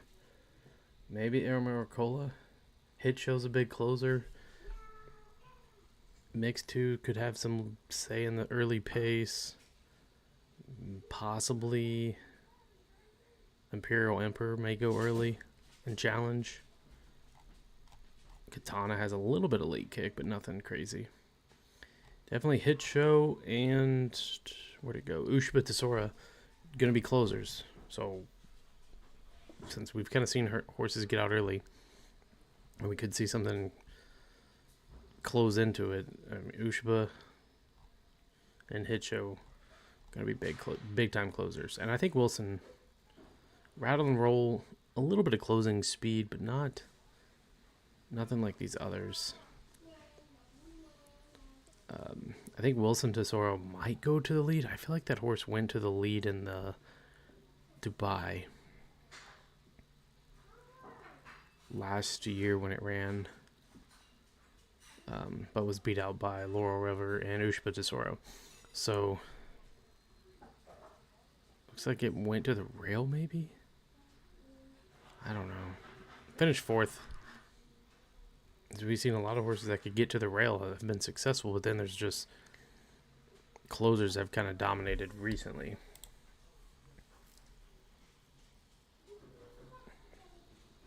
One to 4 right now on Forever Young. Value play, Ushba Tesoro.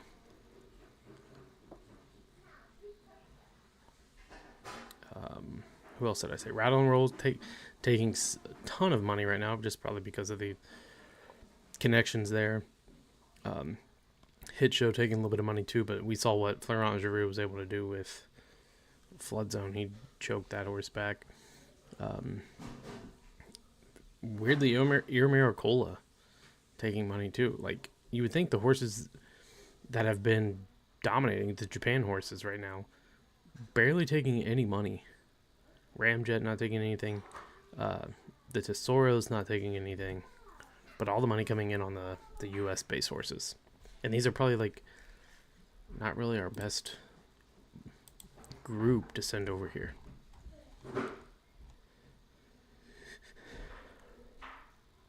Basically Forever Young's race to lose, but we've seen some crazy things, I feel like, in the past, 5 races? Let's see, chalk won any of these? Raging Torrent really wasn't chalk. Dubai Future wasn't chalk. I don't know. We didn't make it to that first race, but that even wasn't chalk. So no race today has the post time, even the morning line favorite, won. I mean, the prices have been astounding outside of Raging Torrent.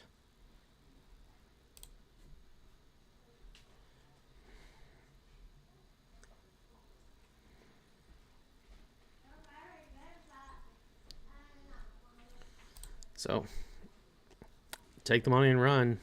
You're getting 2 to 5 on Forever Young, or if you're playing how the track's played or how it's played all day. Long shots. Rattle and Roll 12 to 1. How? I don't get it. Maybe they're expecting this horse to close. I mean, it comes out of the Saudi Cup. 5th. It won the Abadazi Holy Moss Cup. I don't know. I mean, I could see this horse running late for sure, and definitely going to have some speed to run at, but the class right now that is ran against is just tough.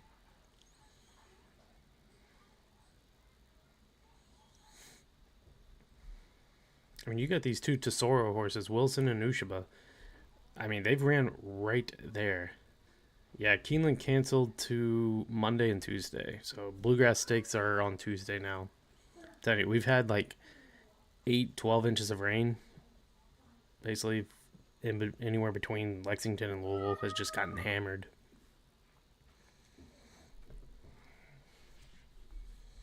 Hopefully they keep Aqueduct running. I know it's been a mess there. I'm pretty sure they've been in the slop. I don't even know what they're classifying it, if it's sloppy. It doesn't look terrible. They got it listed as fast. So this could be in between rain at Aqueduct. So Wood Memorial may not look too bad.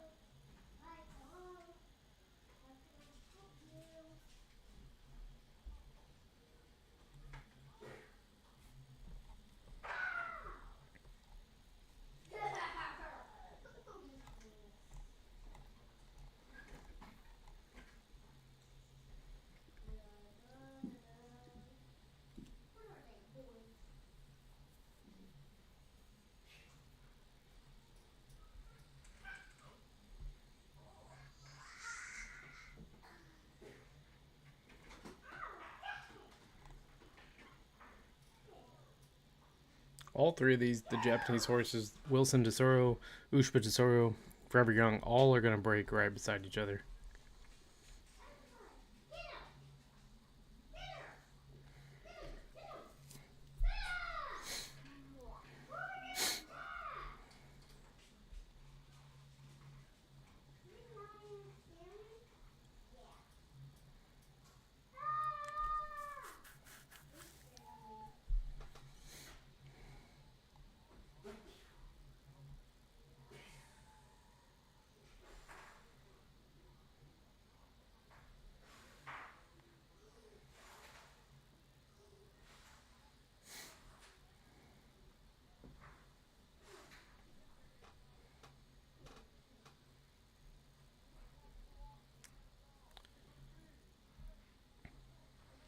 Ushba Tesoro shows up for this race.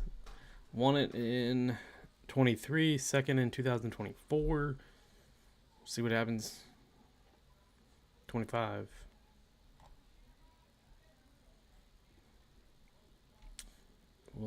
Wilson Tesoro basically has been right there. 2024 finished 4th. See what he could do. Saudi Cup finished 4th, again behind Forever Young and Ushba Tesoro. So maybe he's the 3rd best out of the Japan group. Maybe today is his day.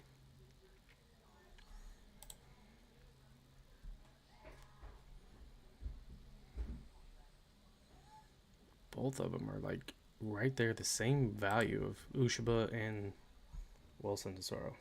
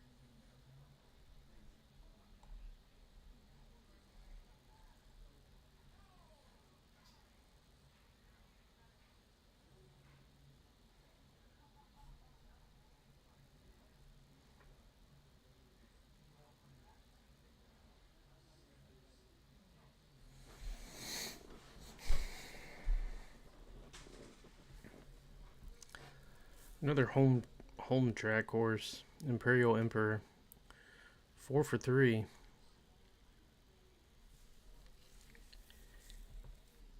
At Maidan. But has yet to hit the $500,000 mark. A lot of these other horses have already eclipsed $1 million. I mean, Ramjet sitting at $1 million. Hit Show, nothing. Or Hit Show's at $1 million, sorry. Forever Young, $13 million. Ushba, $17 million. Wilson, $4 million. Route and Roll, $3 million.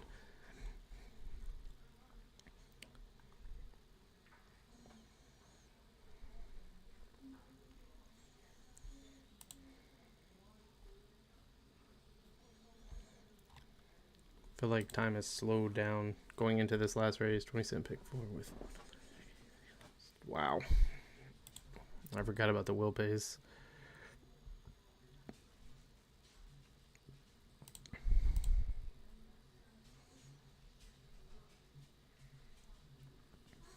That's weird that the 9 and the 10 taking money as on the outside of these two favorites, Ushba and Walk of Stars.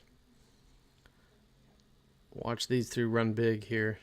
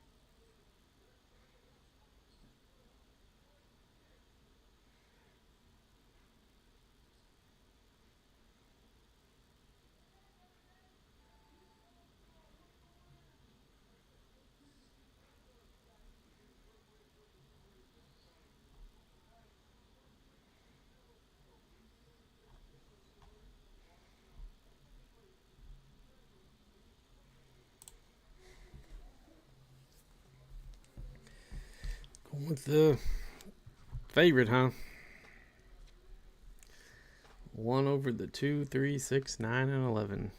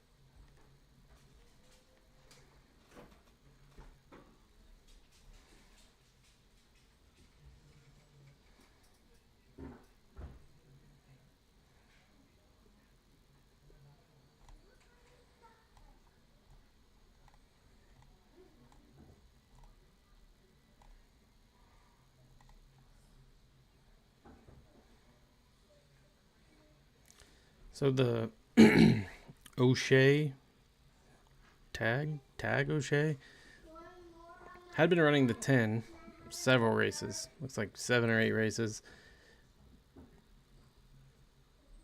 And then jumps off to ride this 4.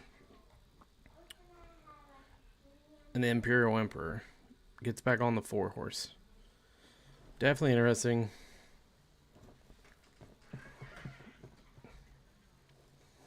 But the Japan horses seem to be like the dominating horse right now.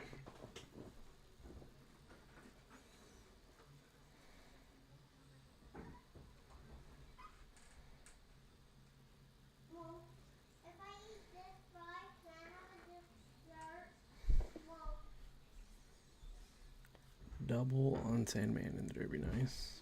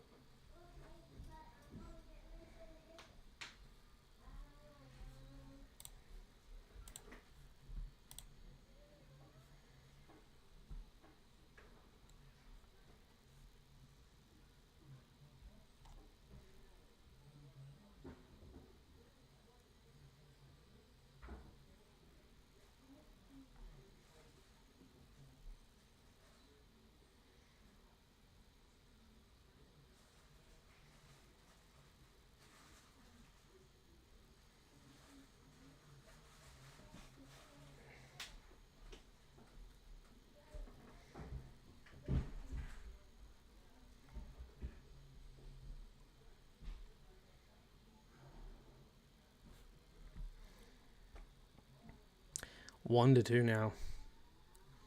One Forever Young. 7-1, dude. That's good on Sandman. 7-1.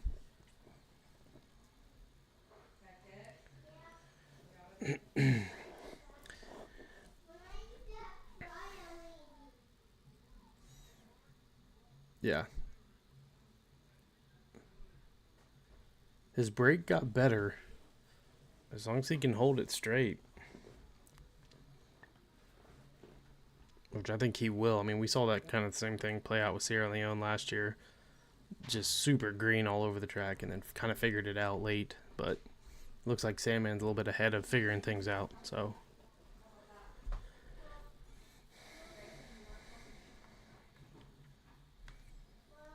When I eat this, then I'm going to eat them.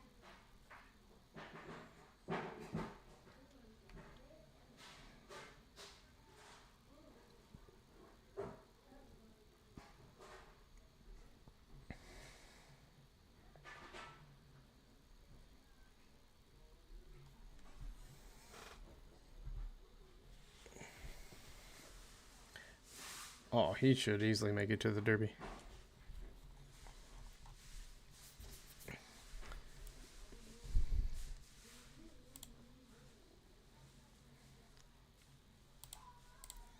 This will probably be our last race. I don't know if we'll make it to the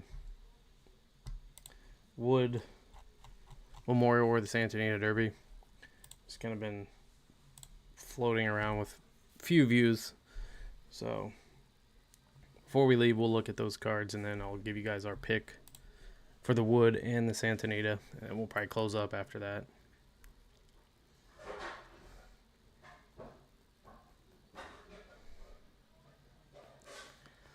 We went with a prize horse. In the Dubai World Cup, we went with the other Japan horse. We went with Ushiba Tesoro. Forever Young wins. It's great. Awesome. Perfect for the sport. 2-5. There's not much value there. So we went the other one. I think he's like 18-1 right now. Almost went with Imperial Emperor, though. But Ushiba always runs a big race.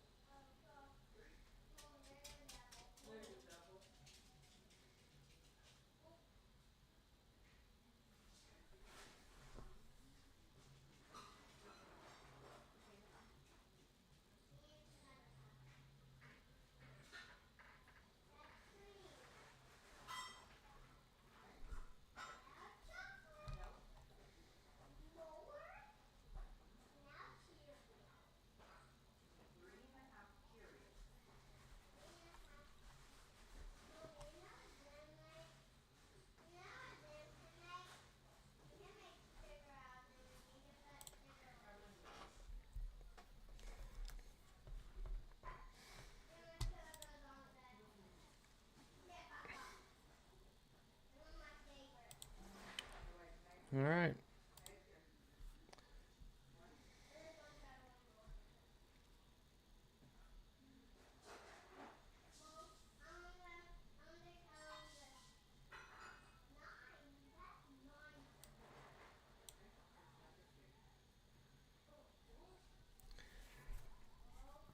Last chance in here. 4 minutes. 6, 9, 11 if one follows. 6, 9, 11.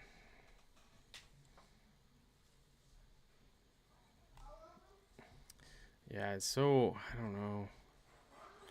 Even the exactas, fours take. I mean, if you can get that second place horse with Forever Young, if Forever Young gets there, like, I mean, the pays are not terrible. It's just trying to figure out who's it gonna be. You play it the other way though, it's gonna be a good payout. Any of them over the one, basically, or any of the long shots over the one.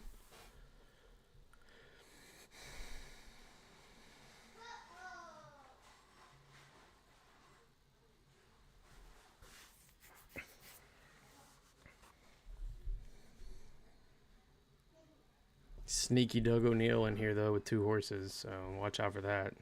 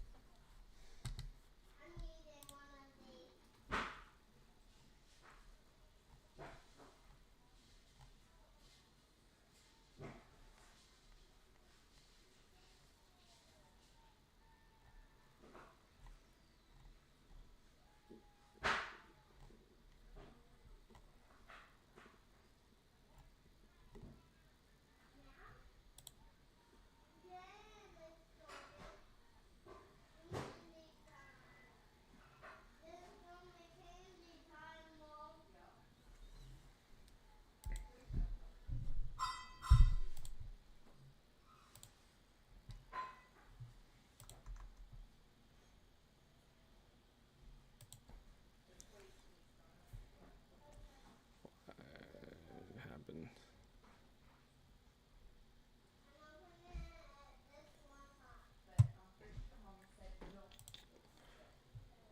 Come on, why did it stop?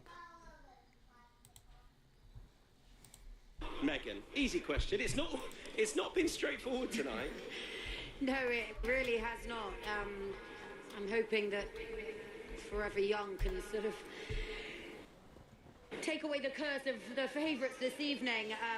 You know, he was so impressive in the UAE Derby last year. He was impressive in Saudi when battling back to get the better of Romantic Warrior. But we've seen it did leave a little bit of a mark on him, and could it have left a bit of a mark on Forever Young as well. He'll be ridden forward from stall 5. He's a straightforward horse who's handled everything really well. But it's just not been that simple this evening. Well, I guess, you know, does Romantic Warrior's defeat earlier on concern you about whether or not, I know every horse is different, but concern you whether it's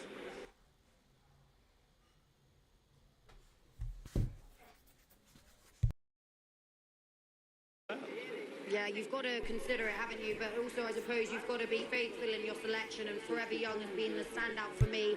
So I'm going to stick with him. Walk of Stars came in late. I must say he looked absolutely great. Obviously, a disappointing run in Saudi last time. Reports were that he wasn't quite 100% after number that. one. So to see him looking so well going down to the start is a positive. And Mikael Barcelona You don't think so? strong out of Maybe. stall one to I try don't know. and get that lead. And can Imperial Emperor do it? Son of Dubawi, who's progressed through the ranks, this horse, and he's now a live contender. He is, he's improving, and he really proved his stamina last time. He was pretty impressive. He's quite straightforward. Tygo Shea on board. He's in the wider draw of stall 10, so he's got to overcome that. Plenty of pace drawn on his inside. Forever Young goes forward into stall number 5. This is a win and you're in for the Breeders' Cup Classic. 7 million, best part of US dollars to the winner. It's time for the Dubai World Cup. Pat Comerford. Thank you, Tom Stanley. Thank you to everyone who has joined here tonight for this spectacular event, the 29th running of the No. $12 million Dubai World Cup. Here is Katona coming up in the line. The last to be locked away. The Dubai World It's Cup like super field are glitchy. set. Racing. Super in the glitchy. Dubai World Cup.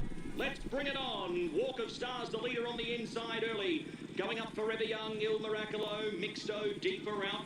Then came Imperial Emperor looking for a forward position. Katona's caught wide as well. And the first 6 break away by 4 lengths on Wilson Tesoro, who sits much closer than last year. 2.5 lengths to Hit Show. 5 lengths Rattle and Roll. And a further 2.5 lengths to Ramjet and 5 lengths back to Ushpa Tesoro, who's spotting the leaders 15 lengths here in the Swan Song race. Onto the back they travel in the Dubai World Cup, and it's Walker Stars from 1 who's going to lead them up by half a length. Mixto second, 3rd and 3 wide Imperial Emperor. Then came Il Miracolo, followed by Forever Young, who's 5th in running in amongst traffic. He's outside Katona, he's inside his fellow Japanese compatriot in Wilson Tesoro. 2.5 lengths to Hit Show, followed there by Rattle and Roll. Then came Ramjet, and last of all, Ushpa Tesoro in his usual rearward roll. 900 metres left to go. They're into the second half of the race. And it is Walk of Stars who leads them for Mikael Barcelona. Mixto up into second position. Imperial Emperor, he's worked upon on the inside. Forever Young the same. On the inside, 3 back on the outer. Cluttered up is Il Miracolo. Bit messy here down the side. Katona next from Wilson Tesoro. Ramjet gets going from the back with Rattle and Roll. And Ushpa Tesoro from back in the field tries to make impressions as they swing in the Dubai World Cup. And it is Mixto who goes up to challenge Walk of Stars. Forever Young has a mighty task ahead of him. Wilson Tesoro goes with him in 3rd and 4th. Hit Show running on from the back, but it's Mixto who hits the lead here with 150 metres left to go. Mixto for Doug O'Neill and Frankie Dettori. Hit Show, but it's all too late. Look at Hit Show right over the top. Hit Show for Florence Giroux and Brad Cox in the Dubai World Cup. Wins in spectacular Fucking Brad fashion. Cox. Mixto second over. 3rd Forever Young. 4th Il Miracolo from Walk of Stars. Then came Ushpa Tesoro, Rattle and Roll. Wilson Tesoro, he didn't find too much in the final part. Katona next over. Last one home there was Ramjet along with it. Where was that horse even at? Absolutely nowhere. Brad Cox. 2, 6, 11. Wilson Tesoro. I had the wrong Tesoro. I went with Ushba, but still. Fucking Hit Show. Wow. Anybody have the 2? Wow. 40 to 1. And we let Brad Cox and Florent Giroux go.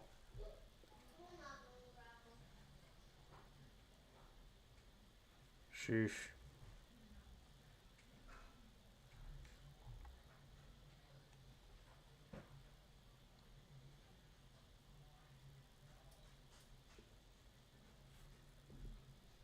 Here, long-time leader Walk of Stars is back in 4th. They came to close in the end. Closers. It shows a monster closer too. Man. To be, Megan. I'm nearly lost for words. I didn't expect it, I'll be honest, and I'm sure nobody did, but Hit Show has won the Dubai World Cup. Even watching the replay, Black, you can't quite believe it turning into the home straight, can you? I mean, Hit Show has found another gear, and he has managed to grind the leaders down from a pretty... I don't know if Forever Young even touched the lead at all. I don't know if any favorites outside of, what was it, Rebels Romance or Romantic Warrior that touched the lead today. Everybody else just got swallowed. Oof. Brutal.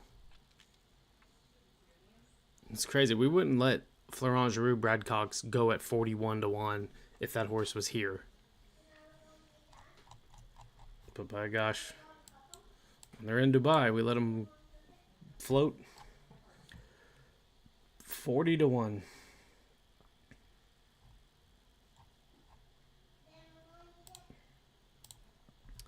Can't even.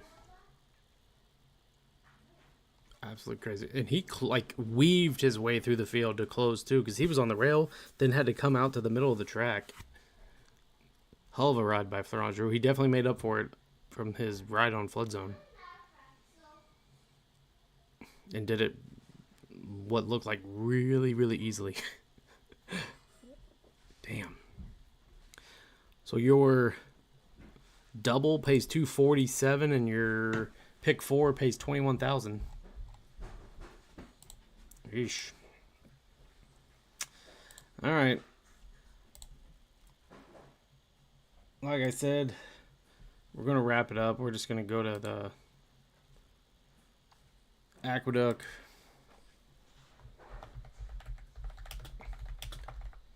Wood Memorial. We were on Hill Road, so he scratched out. Lost that one.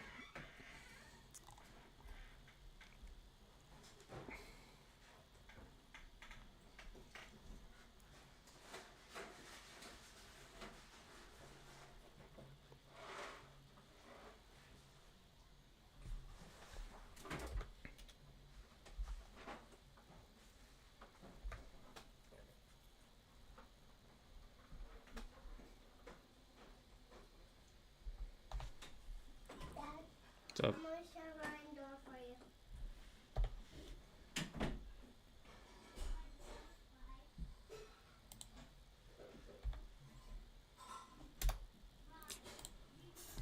you. Leave you guys with our Aqueduct picks. We liked Hill Road until he scratched out, so now we're on Grande, Sand Devil, Rodriguez, and Passion Rules. Sticking with another Brad Cox horse. Unfortunately, Hill Road scratched out, I think, like with a fever or something like that. And then Santa Anita Derby. Hopefully the favorites can stick to things today. We'll see. But I'm going to try to beat the Baffert onslaught. Out west with Journalism looks to be the best one right now. Currently right now. We'll see if it stays that way. But Journalism, Citizens Bull look tough. And then I'm interested in the new one, incoming Beza. So we'll see. Yeah, Passion Rules is very interesting. For sure, James. So good luck betting on the long shot there. Hopefully it stays long shot. And it should be a muddy track. Didn't really look in too much of that. So I appreciate you guys for coming, hanging out. I'm sure everybody likes and subscribe to the channel. So thank you for continuing support. We may do something special for the Bluegrass Stakes, like I said, on Tuesday. And then we'll see what other stakes races we have leading up to the Kentucky Derby. Catch you guys on another one. See ya.